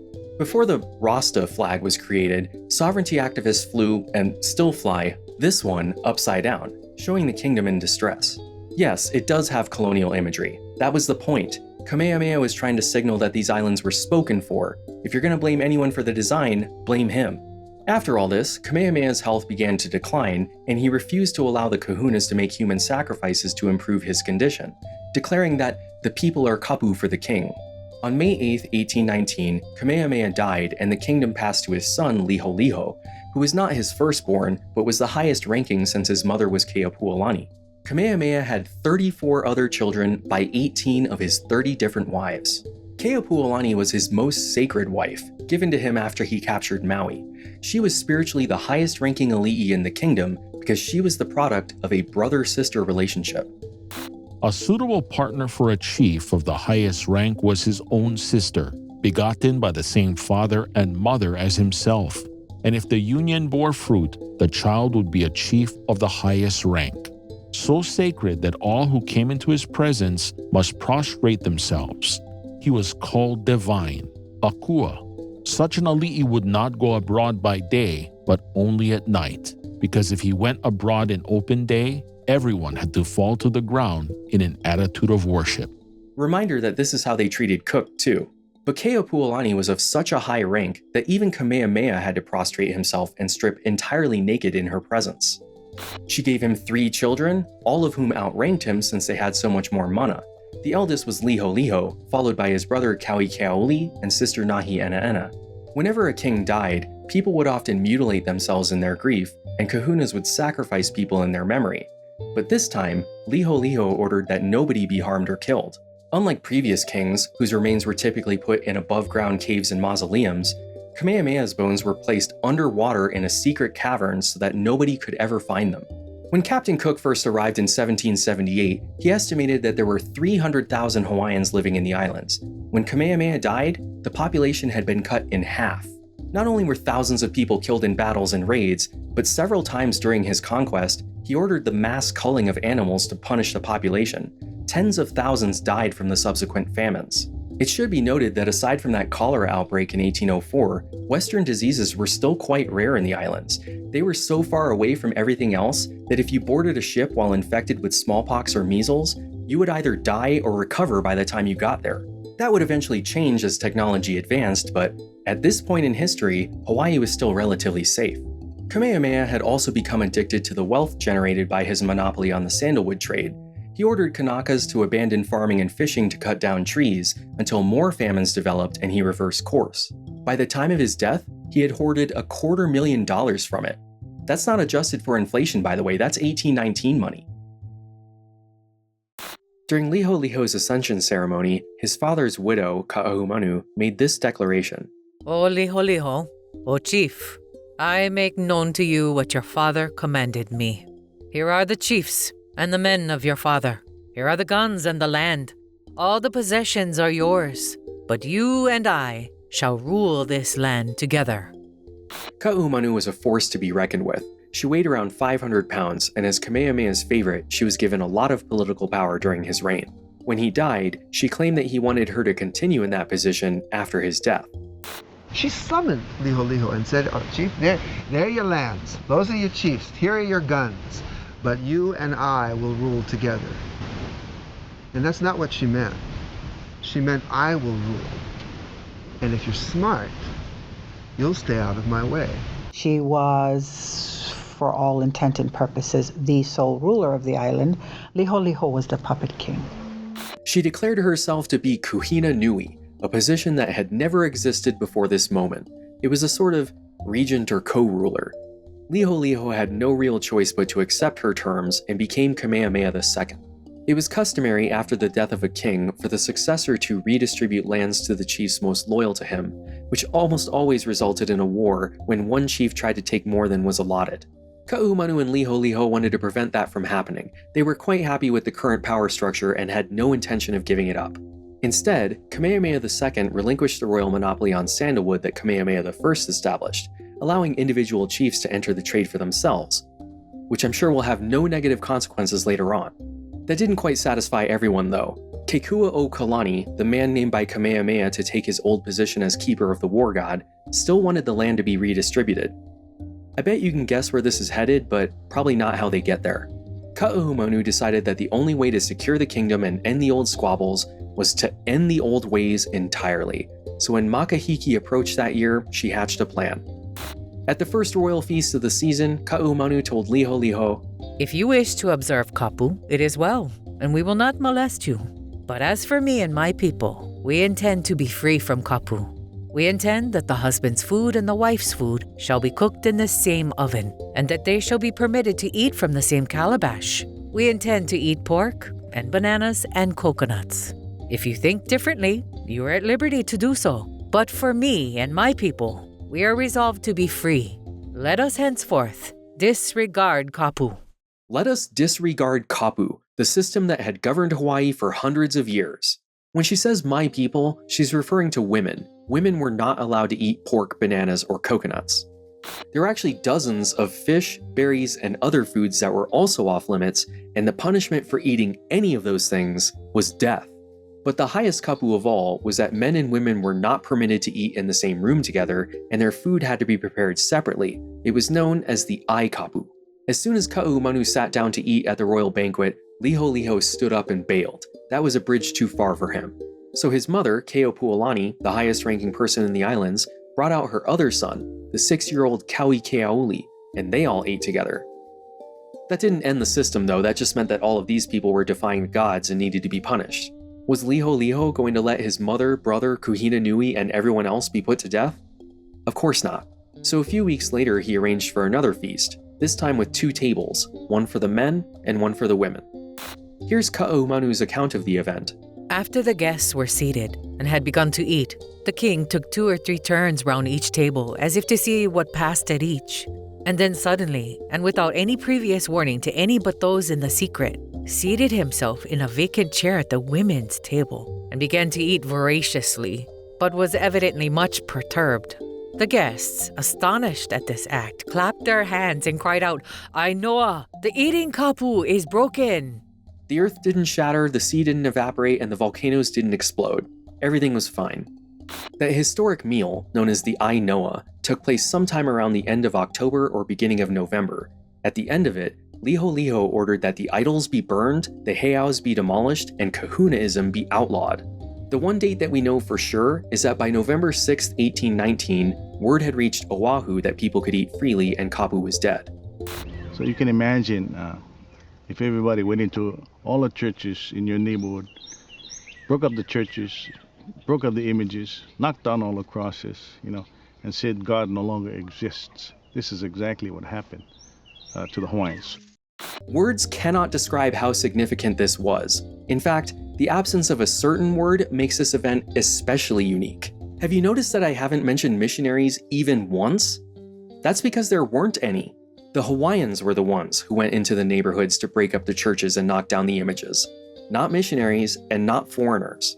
All those times I was telling you that the rock platforms for those heiaus still exist, but the buildings have long since been taken down, this is why. It wasn't Westerners or even the passage of time, it was the Hawaiians themselves. I can't stress that enough. As far as we know, this was the first and only time in history where a people abolished their own religion without a replacement.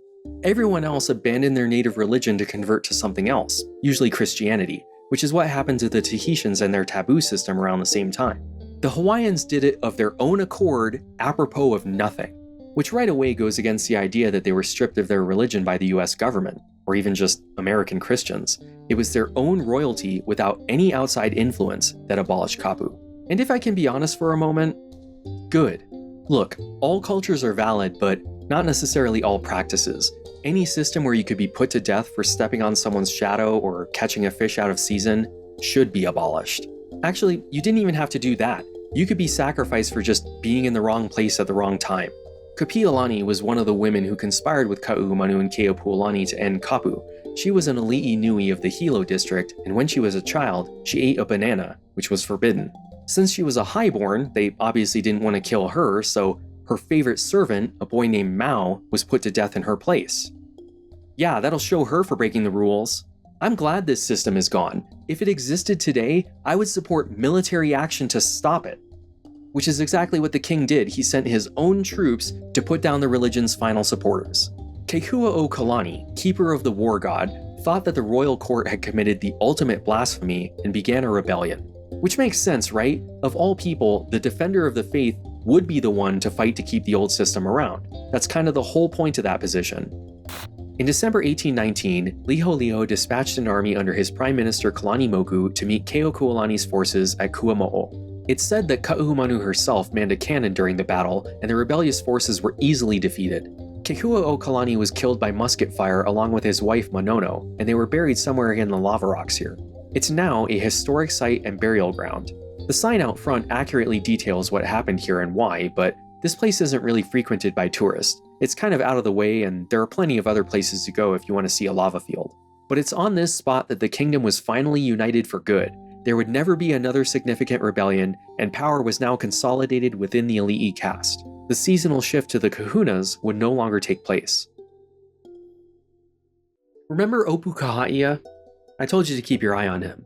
He was training to be a kahuna at Hikiau in 1808 when he witnessed his aunt being thrown off a cliff for breaking a kapu and decided he had enough. Following Katiana's trip 20 years earlier, it was becoming increasingly common for Hawaiians to willingly join the crews of foreign vessels in search of a better life, or even just some adventure. So at 16 years old, Obookiah hitched a ride on the American trading ship Triumph with a fellow Hawaiian named Hopu who was only 9 years old. Aboard the ship, they were given the anglicized names Henry Obookiah and Thomas Hopu. The ship took a cargo of sandalwood and went up to the Aleutian Islands to pick up seal skins. Then it sailed to Macau and Canton to trade those goods for silk, tea, and spices, and then made its way to New York, arriving in 1809. Gossip about these two Hawaiians spread quickly in New York, and the boys were invited to the theater and the next day, lunch. This is how Obookiah described it in his journal. One evening, two gentlemen called on board the ship to see us. We went with them into the playhouse and saw a great number of peoples as I ever saw before. The next morning, the same two gentlemen called again and invited us to come to their house that forenoon. I thought while in the house of these two gentlemen, how strange to see females eat with men. Since he left before the Ainoa, this would have been the first time he'd seen that. After selling its goods in New York, the Triumph continued to its home port in New Haven, Connecticut. The story goes that Henry Obookiah soon found himself crying on the steps of the Yale Library because nobody would teach him, until a man named Edwin Dwight found him and took him on as a student. Imagine trying that today. According to Edwin's account of events, after very little instruction, Henry had an epiphany and said, Oahi gods, they would burn. We go home, put them in a fire, burn them up. They no see, no hear, no anything. We make them. Our God, he make us. He's referring to the Christian God here, who he quickly adopted as his own. 2 years later, the American Board of Commissioners for Foreign Missions, or ABCFM, opened a school with the goal of training heathen youths to become missionaries and convert their own people. Edwin Dwight was selected as the Foreign Mission School's teacher, and Henry and Thomas were in the inaugural class, along with 3 other Hawaiians who had also made their way to New England, including Kaumo'oli'i's son Humehume, who was given the name George Kaumo'oli'i, or George Tamari since nobody could pronounce that.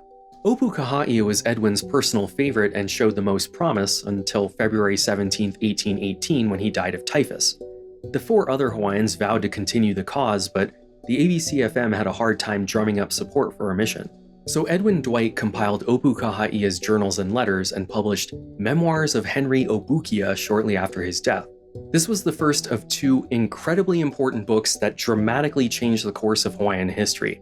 The next one won't come along until the third episode of this series, but without Henry's memoirs, there would be no missionaries sent to Hawaii. Or at least, not American missionaries. People from all over the US read Henry's plea to Christianize his home country and answered the call, or donated to the cause. For some context, this was during the Second Great Awakening. While William Miller and Joseph Smith were off doing their own things, Protestants who didn't want to found new religions but still wanted to do something became missionaries. Nobody was allowed to join the mission without being married, so men and women quickly paired up with whoever else was willing to go.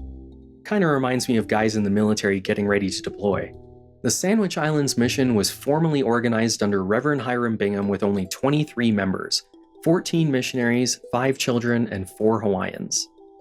They departed from Boston on the Thaddeus on October 23, 1819, a year and a half after Henry's death, and were given the following instructions.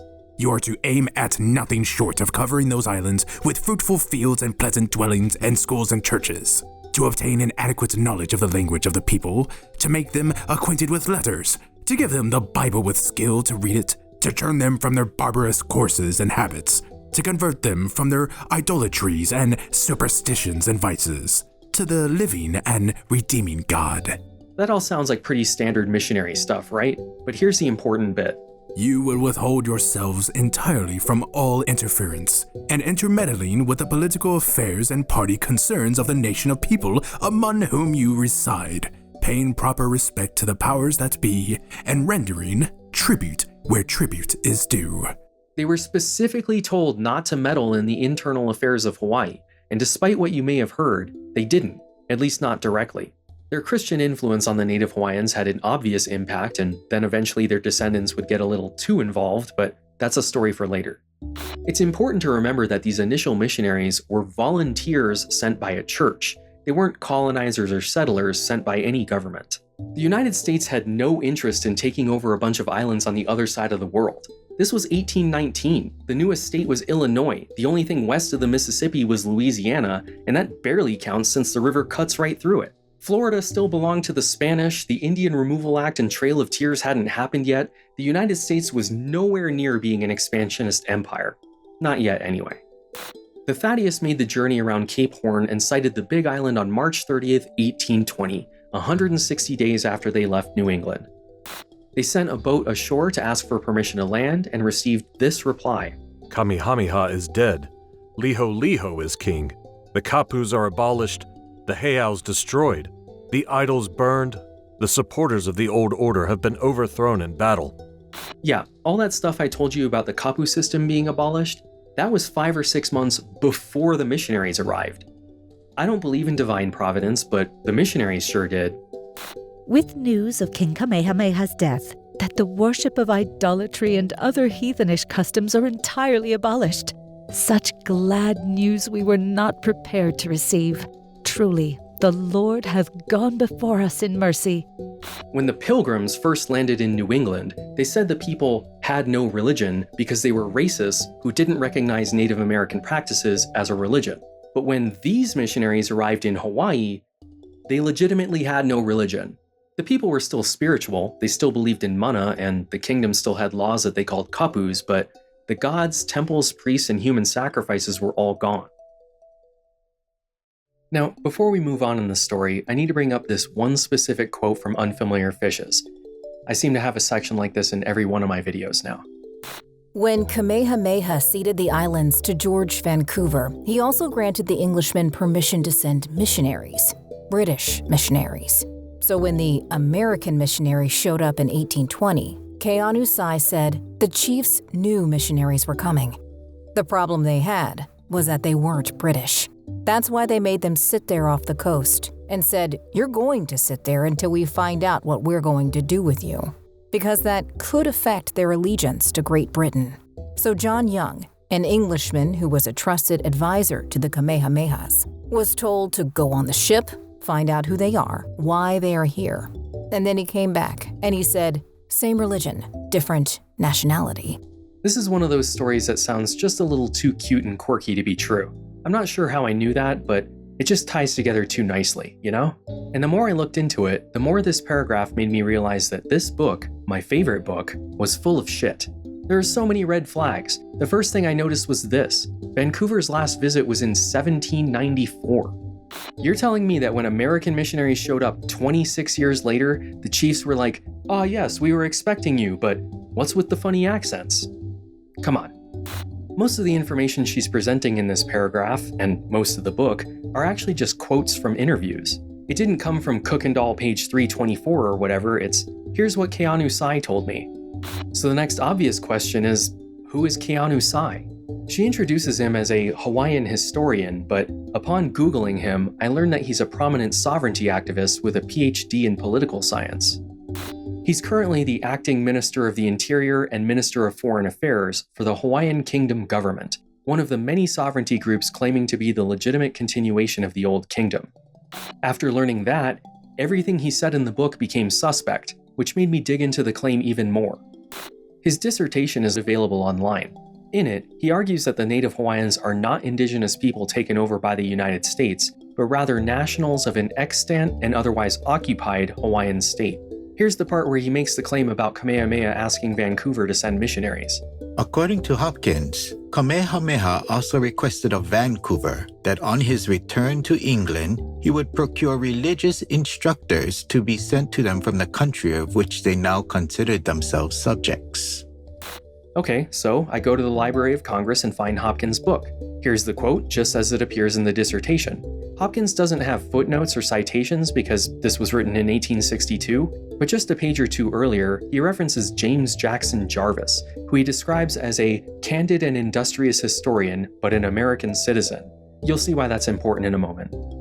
Going to Jarvis's book from 1843, we find that Vancouver told him of the one God, creator, ruler, and judge of all races, whose spirit pervaded the heavens, that their earthly deities were in vain and foolish, their taboo system tyrannical and injudicious, and that if he desired it, he would request the King of England to send him a teacher of the true religion. His instructions seem to have made little impression upon the heart of the king, who, either from conviction or policy, was strongly attached to the idolatry of his country. This directly refutes Hopkins' claim, and by extension Keanu Sai's, that Kamehameha requested missionaries. He outright refused them. In fact, when we look at Vancouver's own journal, we get confirmation that he agreed not to interfere with the religion at all. This is from the day of the session. These were the prominent features in the several speeches made on the occasion, in every one of which their religion, government, and domestic economy was noticed, and it was clearly understood that no interference was to take place in either, that Tamā Maha, the chiefs and priests, were to continue as usual to officiate with the same authority as before in their respective stations, and that no alteration in those particulars was in any degree thought of or intended. Nowhere in his journal does he mention sending English missionaries or religious teachers. So even though Kamehameha had made it clear that he didn't care about Christianity and wanted to keep their native religion, Hopkins said he requested missionaries. Why? Because he was an English guy writing to the home church in London on behalf of future Queen Emma to convince them to establish an Anglican mission in Hawaii. He had a vested interest in making it look like Hawaiians had always wanted to be Anglican actually. And it worked, they opened one that year, but that's not the point. People have been twisting Hawaiian history to suit their agenda for over 150 years, which really messes with the historiography. Keanu Sai references Jarvis and Vancouver in his dissertation. He's aware of the quotes I just showed you, but when speaking to Sarah Vowell, he chose to only relay the Hopkins version of events, or maybe that's the only one she included. Either way, that centuries-old lie is now in a 15-year-old book. Hopkins is also the source for the idea that the American missionaries were told to wait offshore because the chiefs were actually expecting English ones. But in reality, according to the Americans' own journals, the day after they arrived, Prime Minister Kalani Moku boarded the ship, and when he noticed that they had women with them, he knew that they weren't here to cause trouble and gave them permission to come ashore. They weren't told to sit there until we figure out what to do with you. That said, they weren't given permission to open a church yet. Liholiho had been warned by his advisors that polygamy and incest would be outlawed if the missionaries established a presence. He had 5 wives, 2 of which were his half-sisters Kamamalu and Kina'u. Kamamalu was his favorite and wanted to allow the missionaries to stay, but Liholiho said, "If I do, they will allow me but 1 wife, and that will not be you." On April 12, 1820, Ka'ahumanu recognized that this new religion could fill the spiritual vacuum left by the abolition of kapu, and convinced Liholiho to give the New England missionaries permission to preach in Hawaii for 1 year. With that, the missionaries spread out across the islands. The Thurstons stayed in Kona with the king to teach him and his wives how to read and write. The king's orders were that none should be taught to read but those of rank, and those to whom he gave special permission. For several months his majesty kept foremost in learning. Then the pleasures of the cup caused his book to be quite neglected. Some of the queens were ambitious and made good progress, but they met with serious interruptions, going from place to place with their intoxicated husband. Although the king neglected to learn himself, yet he was solicitous to have his little brother apply himself, and threatened chastisement if he neglected his lessons. Yeah, so Liholiho had become a bit of an alcoholic, even before he took the throne. He struggled to recite chants and was known for going on weekend benders. While alcohol is bad, okay, prior to it being introduced to the islands, Hawaiians drank something called uva, which Google tells me has a similar effect to a benzodiazepine, so they weren't exactly living a straight-edge lifestyle. People will always find a way to get messed up from time to time. Despite that, the rest of the princes, queens, and chiefs were eager to learn. They referred to the missionaries as Mikanele and the knowledge they brought as Pala Pala, both of which they hoarded for themselves, which has been and will continue to be a recurring theme in Hawaiian history. The miserable policy of the chiefs is to monopolize all the talent for the purpose of maintaining their own power. Almost all the teachers of worth on whom the labors of this station have been expended are kept by Kina'u constantly about her person. However, some missionaries recognized that if they ever wanted to preach to the commoners, they had to earn the favor of the chiefs first. Under such a despotic government, it was all important that those in authority be taught and Christianized. It was forging a key that would unlock privileges to a nation. For reasons that aren't entirely clear, Liholiho sailed to Kauai in July 1821 and arrested Kaumoali'i to end his island's status as a semi-autonomous vassal, bringing it into the kingdom proper. Kaumoali'i was taken to the royal court on Oahu, forced to marry Ka'ahumanu, and died as a political prisoner a few years later. His son Humehume tried to re-establish Kauai's independence, but failed. That December, the missionaries in Honolulu completed work on their mission house, a prefab structure that was built in New Haven and disassembled for the journey to Hawaii, only to be reconstructed like a piece of IKEA furniture. This is a fun bit of Hawaiian lore that shows up in most movies depicting this time period. That's a house. I had it built in New Bedford and taken down piece by piece. Every beam, board, and plank is numbered. Unlike IKEA, it has withstood the test of time and still exists. Today, it's the Mission House's museum. The printing press became operational on January 7, 1822, and they have it on display in the museum. Within a few months, they printed the first version of the Hawaiian alphabet, which happened to be what they had set up in the press during my tour. It was interesting to remember that everything had to be laid out in reverse like this. That first alphabet consisted of the same 5 vowels as English, but pronounced differently: A, E, O, U, and 12 consonants: B, D, Ha, Ka, L, M, N, P, Rho, T, V, and Wa. As I mentioned before, the Hawaiian language was not standardized yet, so both the V and W still existed and were used interchangeably. Some people said Hawaii, some people said Hawaii, and both were valid pronunciations. These are known as allophones. To a native Hawaiian at the time, they sounded the same and meant the same thing. We don't have any letters like that in English, but we do have some allophonic words. For example, what is this? It can either be an envelope or envelope. Either way, it's the same thing. Or this. You could ask someone for directions to Route 66, and they could tell you that Route 66 is right over there, and neither nor neither of you would be confused. You probably wouldn't have even noticed that they used the other pronunciation. Aside from V and W, there were other sets of allophones in Hawaiian. B and P were the same sound, so when you read histories from this period, you'll come across names like Boki, the governor of Oahu. The R and L were also allophones, so early maps of Oahu, spelled the capital as Honolulu. I realize that sounds like a stereotypical Asian accent, but that's actually completely disconnected from Hawaiian allophones.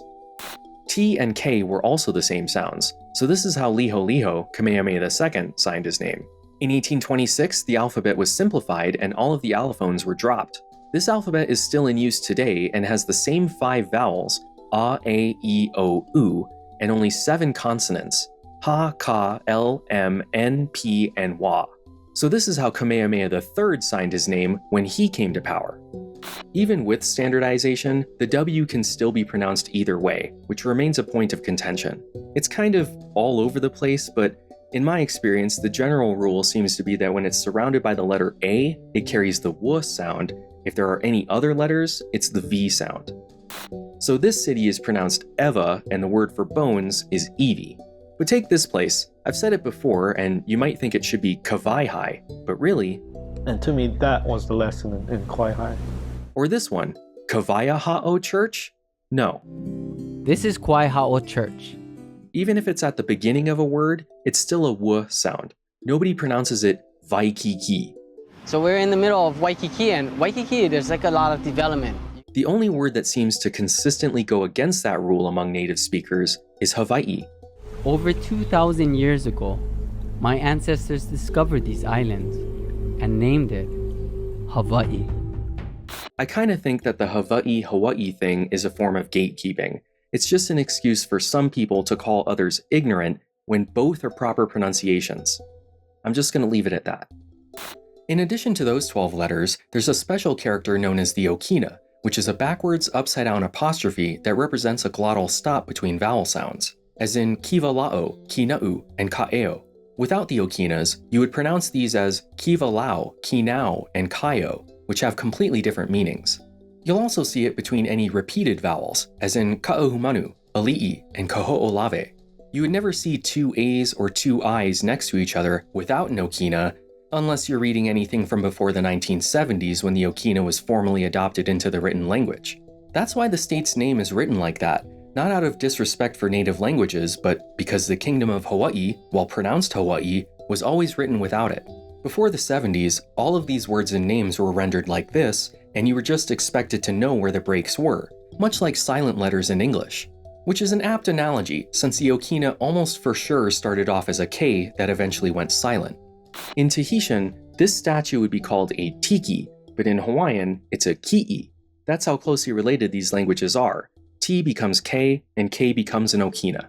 2 months after the printing press became operational, Liholiho used it to publish the first written law in Hawaii, which regarded riotous sailors. Back in 1820, a massive whaling area was found off the coast of Japan, which had closed its borders to all foreigners. So all those vessels would end up in Hawaii for the winter, and the crews didn't exactly behave themselves. The law made it so that any sailor disturbing the peace would be jailed until the captain paid $30 for their release, which would be around $815 today. In August 1822, Liholiho wrote King George IV a letter in his own hand, where he again expressed the belief that the island kingdom was under British rule. I avail myself of this opportunity of acquainting your majesty of the death of my late father, Kamehameha, who departed this life the 8th day of May, 1819, much lamented by his subjects, and having appointed me his successor, I have enjoyed a happy reign since that period, and assure your majesty it is my sincere wish to be thought as worthy your attention as my father had the happiness to be during the visit of Captain Vancouver. The whole of these islands having been conquered by my father, I have succeeded to the government of them and beg leave to place them all under the protection of your most excellent majesty. It wasn't until the second wave of missionaries arrived on April 23, 1823, that Liholiho allowed them to start teaching commoners how to read and write, and they picked it up just as quickly as the chiefs. Within a few short years, Hawaii had one of the highest literacy rates in the world. The first important conversion to Christianity came on September 16, 1823, when Keapuolani was baptized just before her death. She had been practicing the religion for at least a year and gave up her second husband to lead a more Christian life. Before she died, she expressed her desire to be given a Christian burial. The gods of Hawaii are false. My attachment to them is ended, but I have love to Christ. I've given myself to him. I do not wish the customs of Hawaii to be observed when I die. Put me in a coffin and bury me in the earth in a Christian manner, and let the missionaries address the people. Since Keopuolani was the highest-ranking alii under the old system that she herself helped abolish, her deathbed conversion meant a lot. Following his mother's death, Liholiho decided it was time to take a delegation to Great Britain to see King George IV. They departed on November 27th, leaving Ka'ahumanu to rule over Hawaii herself. Liholiho and his close advisor Boki weren't big fans of the new religion and preferred the old ways. But with them sailing to the other side of the world, and in the wake of Keopuolani's death, chiefs and commoners alike began taking more interest. Kapiolani, the chiefess who had a servant executed in her place for eating a banana, became the first alii to sponsor the construction of a church in February 1824. Later that year, she descended into Kilauea's Halemaumau crater, declared her trust in God, and taunted Pele by throwing sacred berries into the fire, an event which sparked even more interest. In June 1824, Ka'ahumanu announced the first code of laws. These made school mandatory, outlawed working on the Sabbath, and forbade the usual things like adultery, theft, fighting, murder, and child murder. Strange that those things had to be listed separately, right? Yeah, this part is not going to be fun to talk about. This is one of those unsavory bits I mentioned earlier. Infanticide was very common in Hawaii. The second wave of Polynesian settlers brought the practice over from Tahiti, where it was even more widespread. The very first thing I told you about Kamehameha was that he was sentenced to die because of a prophecy. He managed to escape death, but children of less noble birth weren't so lucky. This is a quote from missionary William Ellis in his 1827 book, A Narrative of a Tour Through Hawaii.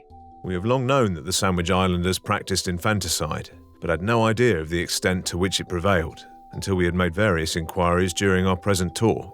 It prevails throughout all the islands, and, with the exception of the higher class of chiefs, is, as far as we could learn, practiced by all ranks of the people.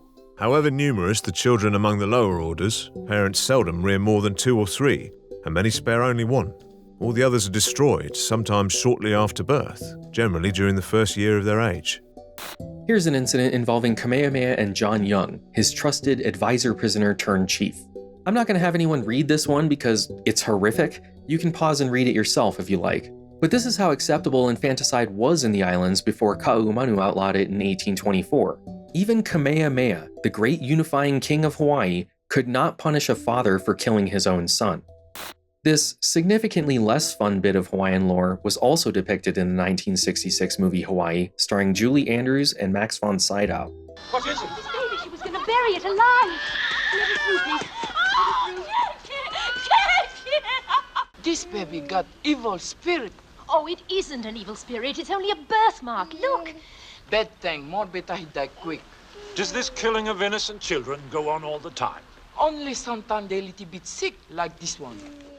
Not only when they little bit sick like this one. The movie kind of softens what was really going on by trying to relate it to Sparta in the BC times, but that was rarely the case. The principal motive with the greater part of those who practice it is idleness, and the reason most frequently assigned, even by the parents themselves, for the murder of their children, is the trouble of bringing them up. Hence they consider their children a burden.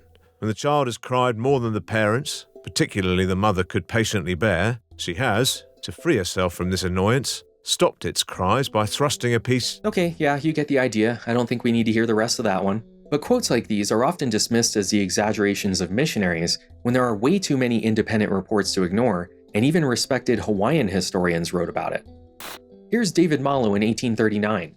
The child was frequently destroyed either because the father had no property, or because the mother feared the father would leave her and seek another wife, or because neither sustained such a relation to the chief as to be supported by him, and in that case, the relatives of the parents destroyed the child. On this account, but few women had any desire for children, and many had the contrary desire of not having them. I haven't really introduced Samuel Kamakau yet because he doesn't come along until later, but he's another very important Hawaiian historian, and he wrote this in his Hawaiian language newspaper, Kanupepa Kuakoa, on November 30th, 1867. Infanticide was another evil practiced in the pagan days and still made use of today. Women dispose of their children in secret places with the help of their husbands, parents, and others besides. Women in the old days killed the child within the womb by drinking medicine to poison the child, or they would throw away a newborn infant into the water or bury it in the earth. Their reasons for killing the child were age, poverty, pleasure-seeking, illicit relations, jealousy, slavery, dislike of children, and shame. Still made use of today, meaning the 1860s.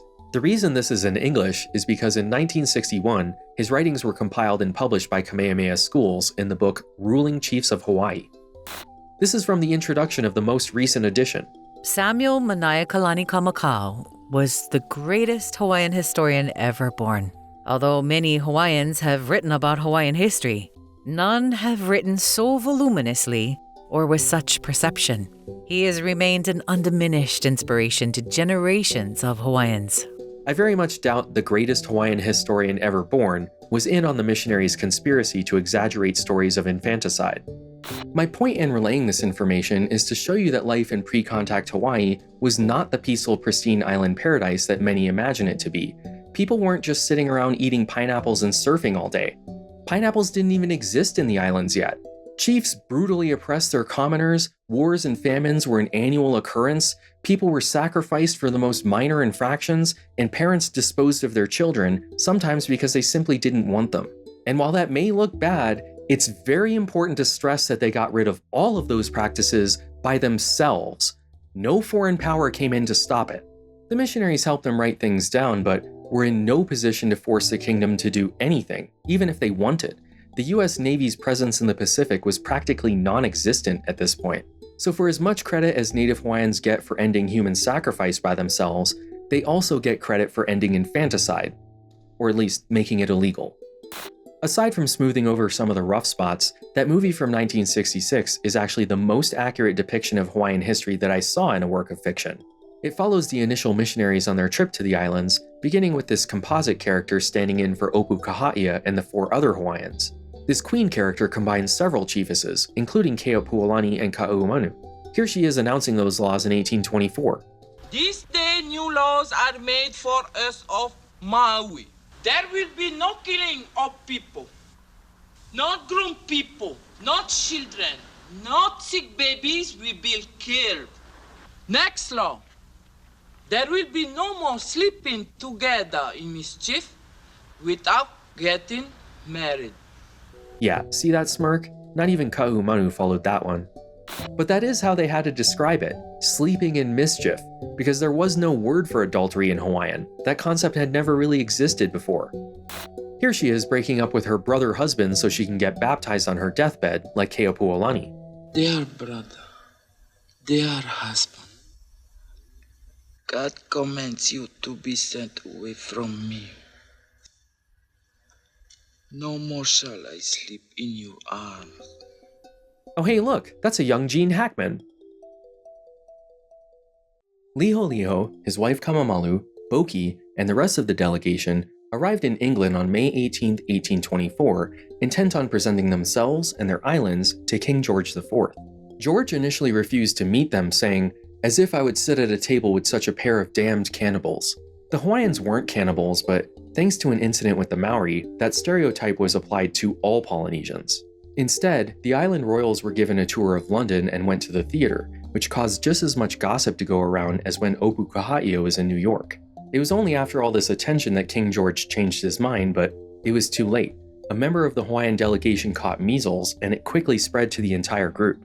On July 8th, Kamamalu died, and on July 14th, Liholiho died too. Most of the others eventually recovered. 2 months later, Governor Boki, now the highest-ranking delegate, went before King George IV to deliver Liholiho's message. Tell King George to watch over me and my whole kingdom. I acknowledge him as my landlord and myself as tenant, or him as superior and I inferior. Should the foreigners of any other nation come to take possession of my lands, then let him help me. To which King George said, I have heard these words. I will attend to the evils from without. The evils within your kingdom it is not for me to regard. They are with yourselves. I will watch over your country. I will not take possession of it for mine, but I will watch over it, lest evils should come from others to the kingdom.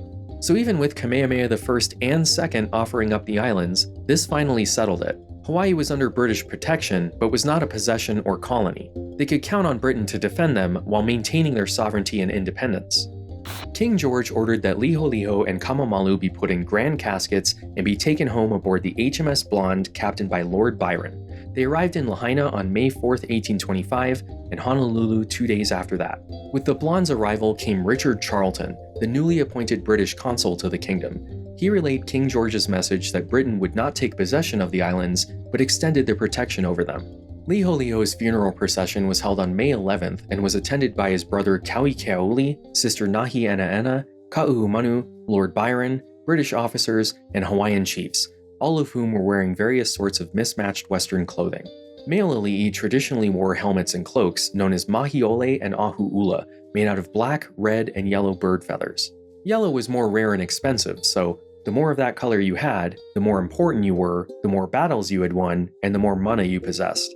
Women, on the other hand, wore something called a pa'u, which was a sort of skirt that was wrapped around the body. The Council of Chiefs commissioned an enormous one made almost entirely out of yellow feathers for Nahi'enaena. But rather than symbolizing battle prowess, it was a token of her fertility and expectation to continue the royal line. She hated it. She'd run away and hide whenever it was brought out. She even refused to wear it for the funeral, instead opting for a black dress. The chiefs convinced her to at least sit on top of it for the procession, though. The blonde also brought British painter Robert Dampier, who was particularly annoyed by the fact that the Hawaiians weren't wearing their traditional Hawaiian outfits. So when it came time to paint Kuykendall and Nahi'enaena, he depicted them wearing native garb, despite the fact that they were actually wearing Western clothes. Here's Sarah Vowell summing up the visit. Americans get blamed for the Americanization of Hawaii, and deservedly so. But the gentlemen from the Blonde, eyeball witnesses of the transition, testify to the Hawaiian chief's willful collaboration in that process.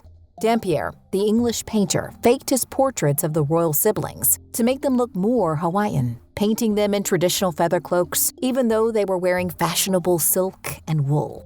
Decades before the missionaries' offspring plotted to end the Hawaiian kingdom, the Hawaiian ruling class voluntarily dropped some of the old ways. At just 12 years old, Kuykendall was proclaimed as Kamehameha III on June 6, 1825. He was the younger son of Kamehameha and Keopuolani. He's the one that she initially used to break the Aikapu before Liholiho gave in. Since he was still so young, Boki was appointed as his guardian, and Ka'umanu effectively ran the kingdom by herself as regent, just like she had been already, really. Lord Byron presented the royals and chiefs with various gifts from England. In return, Ka'umanu allowed him to go to Liliuokalani on the Big Island to take several ki'i and other objects. The British are rather well known for taking whatever artifacts they want from other countries to put in their museums, but in this particular case, they were freely given, just like the cloaks and helmets presented to Cook in Vancouver. Liliuokalani translates to the House of Keawe. It was the royal mausoleum for the Keawe dynasty, which ruled the Big Island until it was overthrown by Kamehameha during his initial conquest. The last person to be buried there was Kalani'opu'u. It was left abandoned when the kapu system ended and had fallen into disrepair by the time the blonde got there. It was built with human sacrifice along every step of the way. At the setting of every post and the placing of every rafter, and at the thatching of every wa, a human sacrifice had been offered. Human sacrifices had also been offered for each chief whose remains were deposited there. At each stage of the process of consecration, at the removal of the flesh, at the putting up of the bones, at the putting on the tapa, at the winding on of the senate, etc. When Kapi'olani saw its condition a few years later, she had the bodies removed, placed in coffins, and hid in a cave in the old way. Liliuokalani was then taken down. It's featured as one of Hawaii's wonders in Civilization 7, which is pretty neat. Today, a reconstructed version of it can be seen at Pu'uhonua o Honaunau National Park, the city of refuge on the Big Island. Ka'ahumanu gave up her multiple husbands and was baptized into the Calvinist New England Church by Hiram Bingham. She had been practicing the religion for some time and vowed to use her influence to spread it throughout the islands. First law. In this place, everyone will serve God. Everyone will love Jesus. Everyone will love Jesus. I love that phrasing. But that was never actually a law. Including it in the movie reinforces the idea that Christianity was forced on the native Hawaiians when it was not. The laws she introduced were definitely inspired by the Ten Commandments, but there was no law requiring people to become Christians. Next law. No more will girls go to the ships. Yeah, that one was real and definitely not a popular law. Ever since Captain Cook's voyage, Hawaii had a reputation for being pretty sexually open. Hawaiian women enjoyed sex just as much as the foreign men they were having it with. As time went on, they began to use the opportunity to trade goods for services, if you catch my meaning. But in February 1826, Ka'ahumanu and Prime Minister Kalani Moku decided to put an end to that and outlawed prostitution. The USS Dolphin was in Honolulu Harbor when this happened, and the sailors were not happy about this sudden change. So they rioted. This was kind of depicted in the movie, though under slightly different circumstances. Remember what I said about the missionaries not being able to force the kingdom to do anything? Well, here's the US Navy actively fighting against a missionary-inspired law. The missionaries themselves were personally threatened numerous times. In the end, Boki, the governor of Oahu, allowed a boat full of female volunteers to go out to the warship. The Dolphin had come to Hawaii because of the massive debt the islands had accumulated. If you recall, Kamehameha held a monopoly on the sandalwood trade until his death. No matter where it was cut down and harvested, the profits went to him, and he used that money to buy weapons, ships, and whatever else he wanted. When trees became too scarce, he would order more saplings to be planted. When food became too scarce, he would order farmers to return to their fields. By the end, he had a pretty good system going. Liholiho and Ka'ahumanu ended that monopoly and gave each individual chief the right to sell their own sandalwood. And they did not show that same level of restraint. They caused local famines all over the place, exhausted their supply of trees, and bought things on credit. What things? Pretty much whatever was offered to them, really. Kaikeoewa, the governor of Kauai, is remarkably fond of purchasing novelties, and almost whatever is offered by foreigners, with little regard either to the cost or the utility of the article. This propensity to buy seems indeed to be deeply rooted in most of the chiefs. Lieutenant John Percival of the USS Dolphin worked with the Ali'i, who decided to combine all of their individual debts into one national debt. Their reckless spending was now everyone's problem. Several months later, having made no progress on paying it down, the chiefs passed a law requiring every Kanaka to contribute $4 or half a pickle of sandalwood to go towards the debt. Half a pickle is 67 pounds, or 2 to 4 trees depending on their size.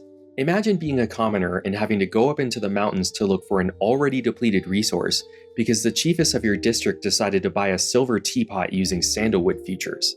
Even though the kapu system had been abolished, it still sucked to be a Kanaka in Hawaii. The chiefs could still order you around and kick you out of their lands. Anything you did to improve your own situation could be taken away at a moment's notice. Did you spend weeks working on a tapa for your daughter? No, you didn't. That belongs to the chief's daughter now. Any increase of stock or growth of a plantation beyond that necessary to meet the usual taxes is liable to be swept off at any hour. An instance of this kind lately occurred at Oahu. A poor man of this description by some means obtained the possession of a pig when too small to make a meal for his family.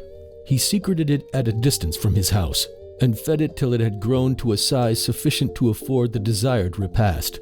It was then killed and put into an oven with the same precaution of secrecy, but when almost prepared for appetites, whetted by long anticipation to an exquisite keenness, a caterer of the royal household unhappily came near and, attracted to the spot by the savory fumes of the baking pile, deliberately took a seat till the animal was cooked and then bore off the promised banquet without ceremony or apology.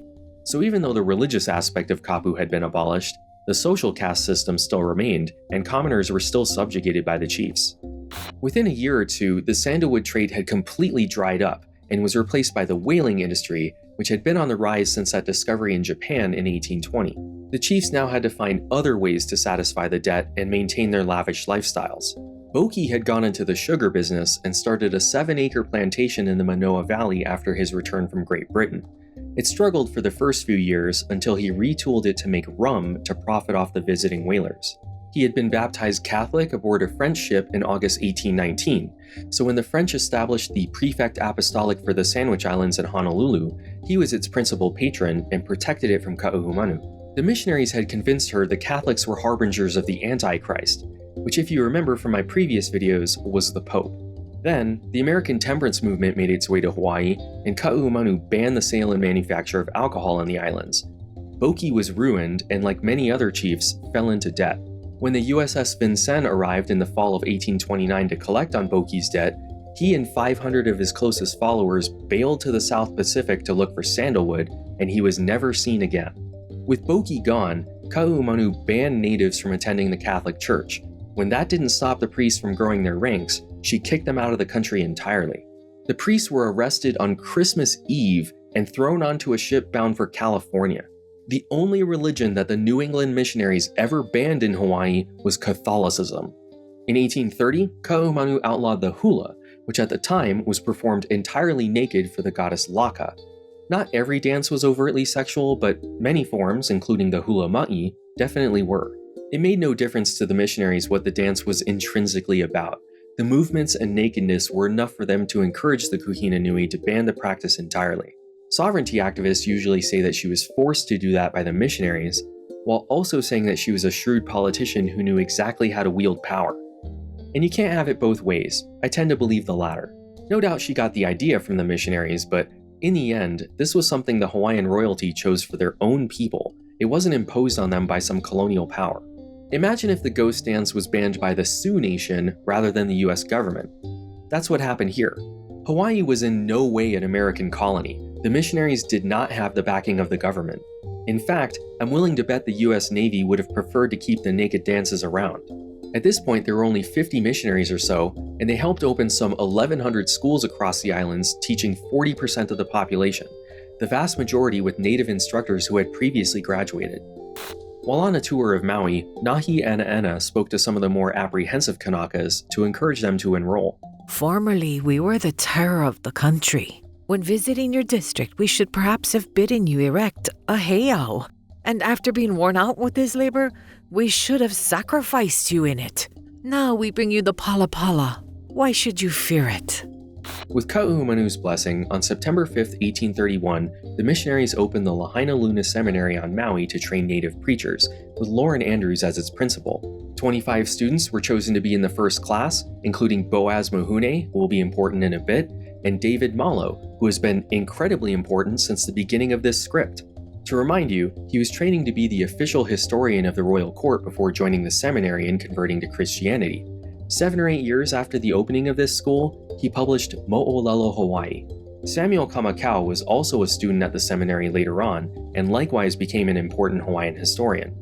Or the most important, as Kamehameha Schools put it.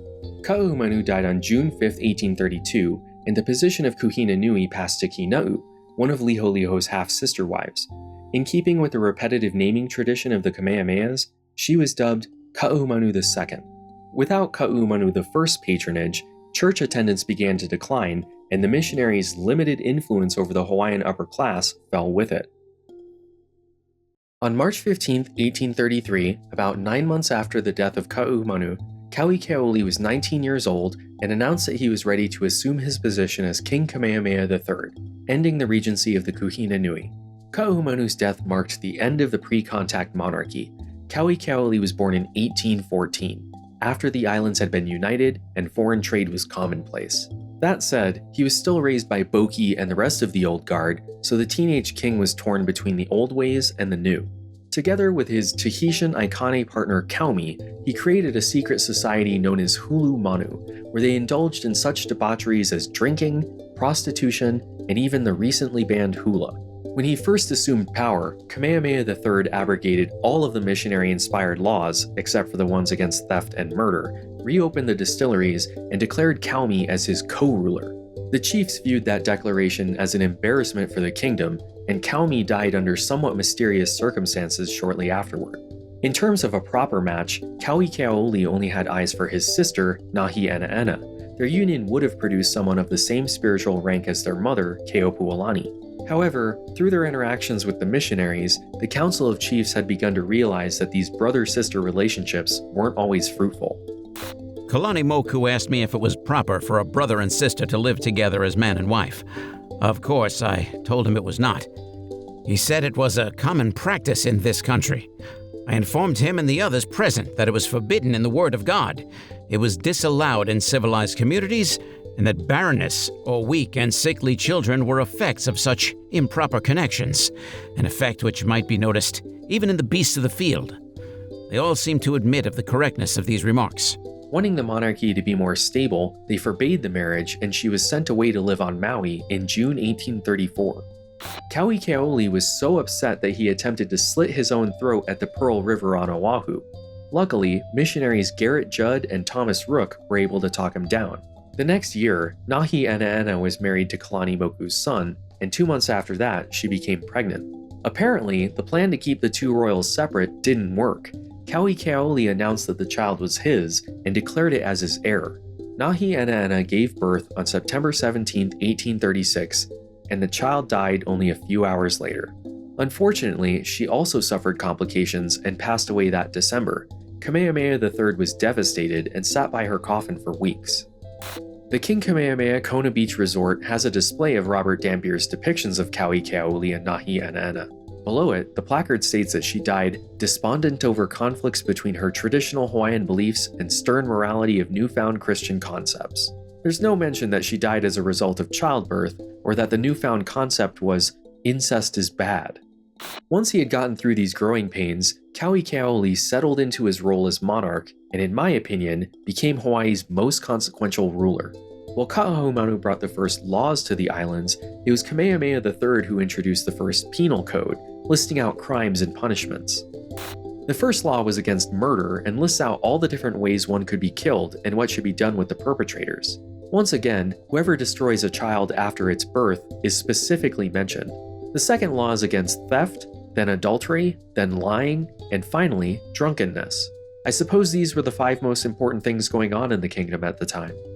This was part of an overall effort by the king to modernize the Hawaiian government so it would be taken more seriously by foreign countries and visiting sailors.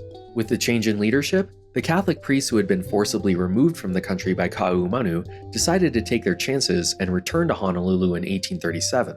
When Kaukei'oli arrived from Lahaina 2 weeks later, he ordered the priests removed again. They boarded a French ship, but the captain refused to take them from the islands and instead sat in the harbor for 2 months. The British warship Sulphur and French warship La Venue arrived that July, heard the priests' complaints, and dispatched Marines to bring them ashore. The king asserted his sovereignty and doubled down on his demand that they not be allowed in the country. The European powers relented, and the priests left as soon as they were able. Kaukei'oli felt that having multiple churches in Hawaii would divide the country, so on December 18, 1837, he signed a law banning all teaching and practice of Catholicism in the islands. With the great powers continuing to test Hawaii's sovereignty, the king asked missionary William Richards to be his advisor and work with David Malo and Boaz Mahune to transform the kingdom into a constitutional monarchy like those in Europe. But missionaries weren't allowed to interfere with the internal affairs of the country. So Richards stopped being a missionary. He resigned from his position to take up the king's offer. About a year later, the trio came up with a Declaration of Rights, which Kamehameha III promptly signed. God hath made of one blood all nations of men to dwell on the earth in unity and blessedness. God has also bestowed certain rights alike on all men and all chiefs and all people of all lands. These are some of the rights which he has given alike to every man and every chief of correct deportment. Life, limb, liberty, freedom from oppression, the earnings of his hands and the productions of his mind, not however to those who act in violation of the laws. This later became the preamble to the first Hawaiian Constitution, and it's important to point out that men and chiefs were still 2 separate classes of people. These rights were supposed to apply to them both equally, but in practice, some people were more equal than others. On January 1, 1839, Kamehameha III banned the import of spirituous liquors and imposed an import tax on wine. When combined with the banning of Catholicism, it's like he was doing everything he possibly could to piss off the French. That summer, Captain Cyril Pierre Théodore Laplace arrived aboard the warship L'Artémis. The French had taken on the mantle of defenders of the Catholic faith. All Catholics, regardless of where they were in the world, were under their protection. Number 1 on Laplace's list of demands was for the persecution to end, for Catholics to be allowed to worship freely, and for them to be given land to build a church. Number 2 was that brandy and wine be taxed at no more than 5%. And because France's honor was at stake, he demanded a 21-gun salute to the French flag and a $20,000 deposit to be returned once the French were satisfied that the previous demands had been met. Kamehameha III had no real choice but to agree, and Catholicism was legalized throughout the islands. This is what I meant when I said that sometimes the big foreign bully has a point. Say what you will about his other demands, I personally think that religious tolerance is a good thing. Funny enough, the Hawaiians flocked to this new church because it was significantly less strict than the Calvinist Congregationalist one, which had previously been their only option. Seeing that the French were able to push the Hawaiians around, British consul Richard Charlton decided to make a fraudulent land claim on Oahu, which the king rejected. I know this may seem minor and tangential, but trust me, it's important. At this point, the king's advisors had finished working on Hawaii's constitution, which was promulgated on October 8, 1840, and codified the government's structure. The king and Kuhina Nui, known in English as the premier, were the chief executives, sharing power in a sort of diarchy.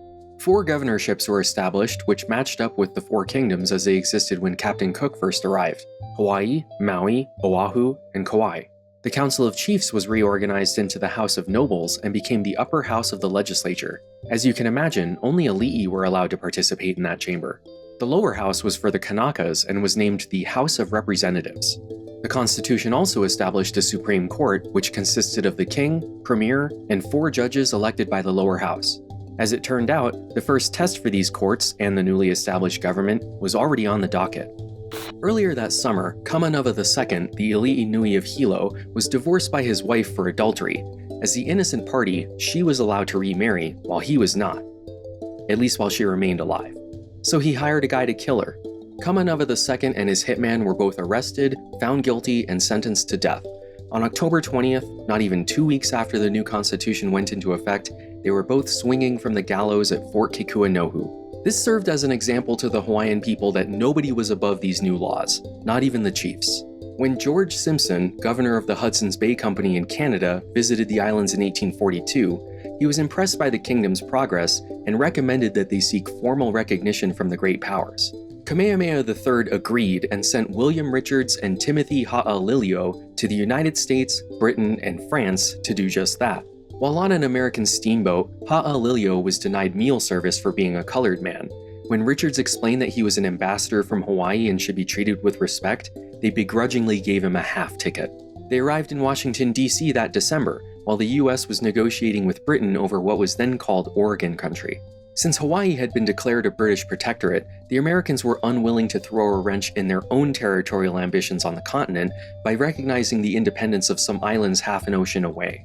They were, however, willing to extend the Monroe Doctrine over the kingdom, stating that no foreign power should take control of it. This is a letter written by Daniel Webster, Secretary of State.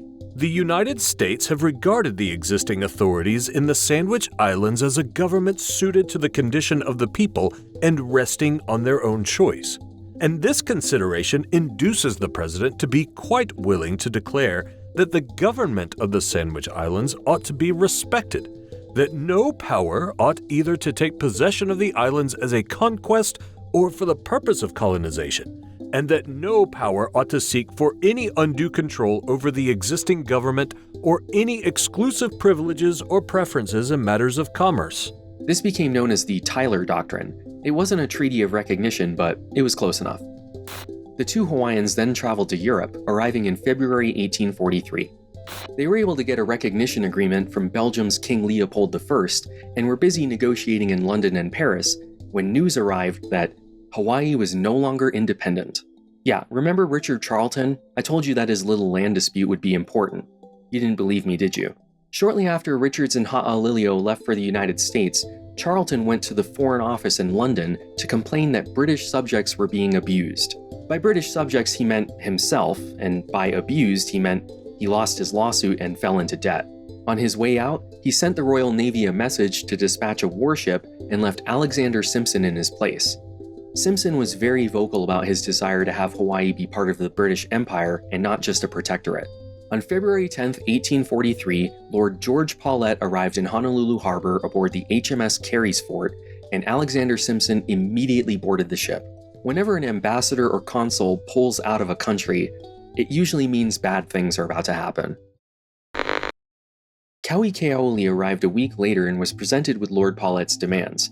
These included Charlton's property being reinstated with damages paid, the retrial of all land disputes with half-British juries, and a bunch of other things that don't really matter. Needless to say, this bully did not have a point.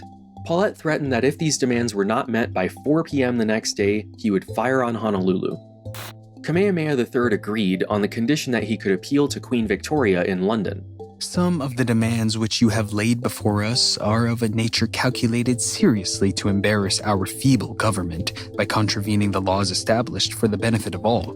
But we shall comply with your demands, but we must do so under protest and shall embrace the earliest opportunity of representing our case more fully to Her Britannic Majesty's government. However, for the next week, Paulette demanded more and more things. Here's how missionary Laura Judd recounted the event. Daily interviews with the king were demanded and granted only to pour upon him insult upon insult. Decisions in the courts were required to be reversed, claims to large tracts of valuable land to be confirmed, and a great amount of hypothetical damages demanded. The demands which the defenseless king was obliged to acknowledge ran up in a few days to about $80,000, quite enough to cripple the nation. The ship of war was brought around so that the mouths of her guns yawned continually upon the town.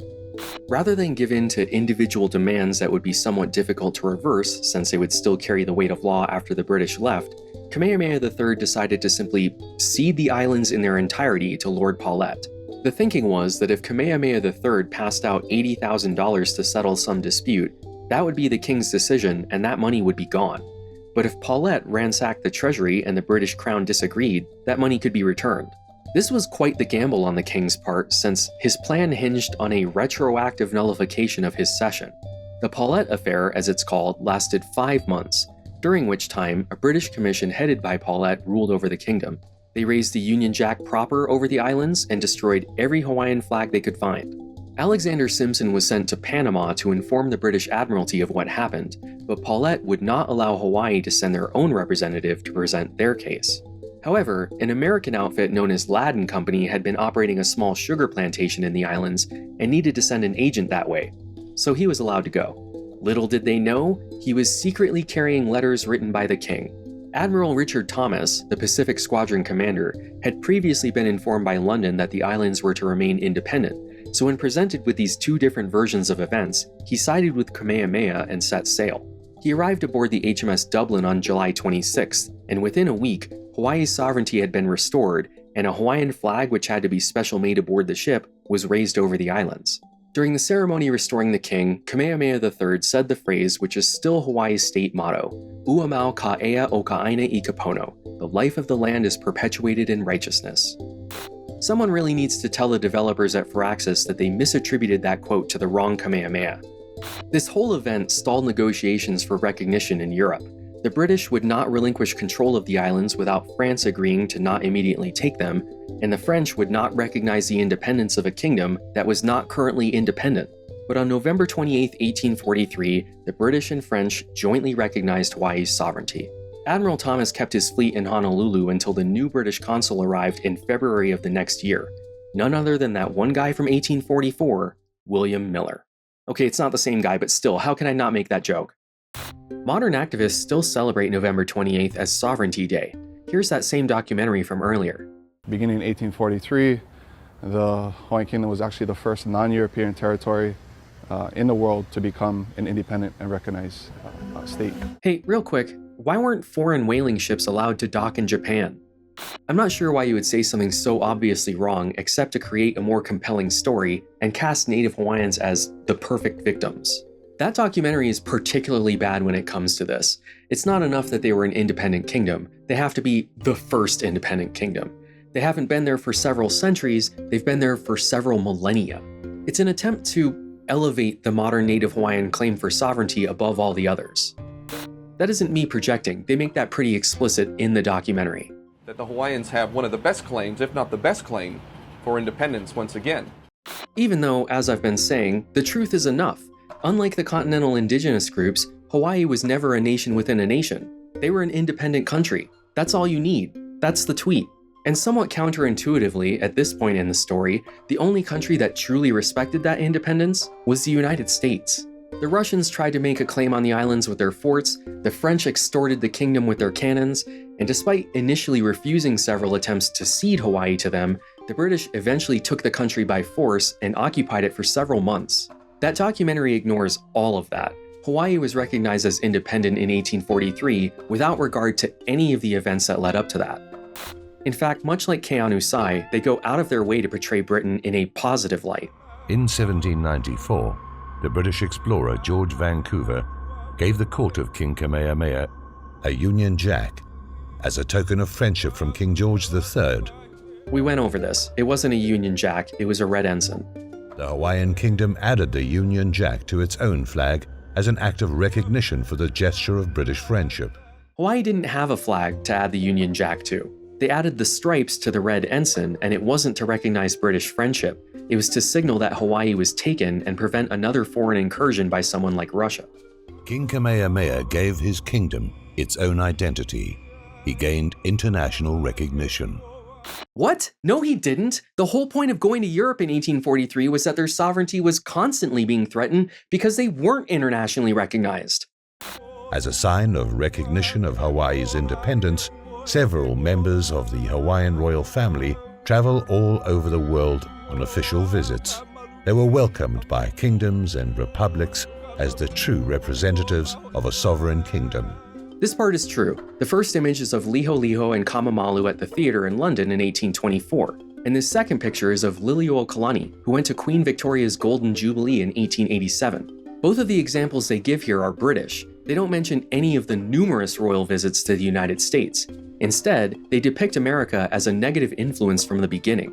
In the meantime, Western immigrants continued to arrive in Hawaii. By the start of the 19th century, a few American settlers were already living in the archipelago. So as the American settler population continued to grow, their interest in business continued to grow. They oftentimes were pressuring the monarchs. According to Kuykendall, in 1843, the Hawaiian kingdom had a population of 100,000, less than 1% of which were foreigners. That's fewer than 1,000 people. 1/3 of those foreigners were American, and at this point, their involvement in the islands was confined to religion and education. Because of the missionaries, Hawaii's literacy rate was around 75%. Some estimates are as high as 90%. When you account for slavery, more native Hawaiians knew how to read than Americans.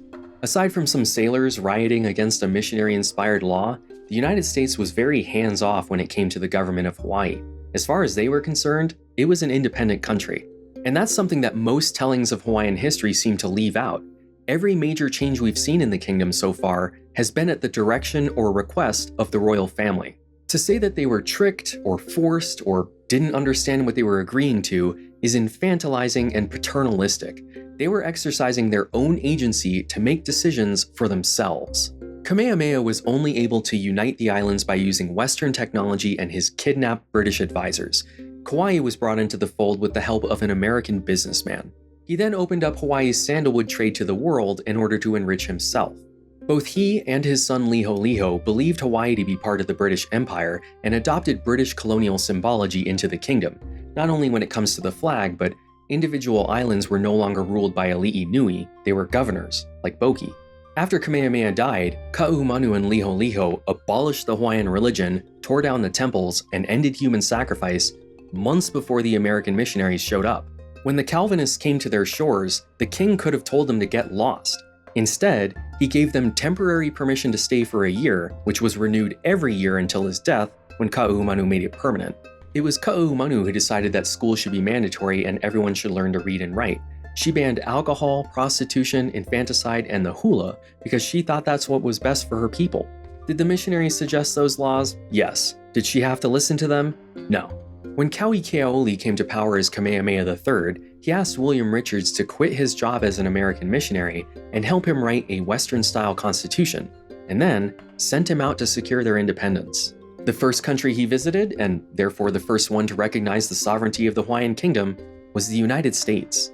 As we'll see in the next installment, the fact that the US was the only great power to not threaten the kingdom with force will cause the monarchy to align itself with American interests. They will eventually exploit that relationship, but so far, America's involvement in Hawaii has been mostly positive, especially when compared to other countries.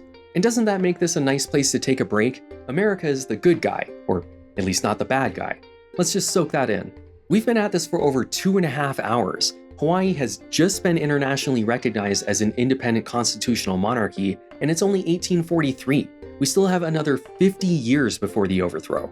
Do you believe me now that Hawaii has the most interesting story of any state? Is there really anything I could have cut to make this shorter? I mean, sure, maybe I didn't need to go off about infanticide for that long, but that segment was only 5 minutes. Where would you cut out another hour and then somehow pack in another half century? It can't be done. Which is why, as I said in the beginning, this project is not one video, but 3. You don't quite know better yet. Hey everyone, it's been almost 2 years since my last video, and in that time I got married, lost 2 ferrets to cancer, bought a house, moved, soundproofed my new studio, and had a kid. I've had a lot of life happen, which definitely slowed things down a bit. I initially thought this project would be quick and easy. I only had 3 or 4 books on my list, but that soon ballooned to 12, not to mention all of the other books I had to track down to verify facts and quotes. I probably put more effort into this project than all of my school assignments combined, and I was a teacher. I do all of the research and writing myself, so it took 9 months to finish all 3 scripts. Writing has always been my bottleneck, so I wanted to get them all done at once to make sure they all connect and make sense. I had multiple reviewers check them over, including creators, professional researchers, and native Hawaiians. In the end, they clocked in at 171 pages, or 84,107 words. We're currently on page 58, by the way. Once that was done, I worked with an animator to come up with that new title cartoon and a few other segments. I had a composer remix all of my music to sound more Hawaiian, and I ended up coordinating with 12 different voice actors. All that to say that while a sponsor would pay me once when the video is done, it's my patrons, YouTube members, and other supporters that keep me going so I can actually finish. After 2 years, it felt kind of weird to say that this video is brought to you by some company when it was so obviously funded by my supporters on Patreon, the names that have been scrolling by. For just a few bucks a month, you can support the creation of more deep dive content like this. Patreon supporters, YouTube members, and Twitch subscribers all get access to the Discord community where you can actually help in the process itself. I'm always bouncing ideas off of them to get their feedback.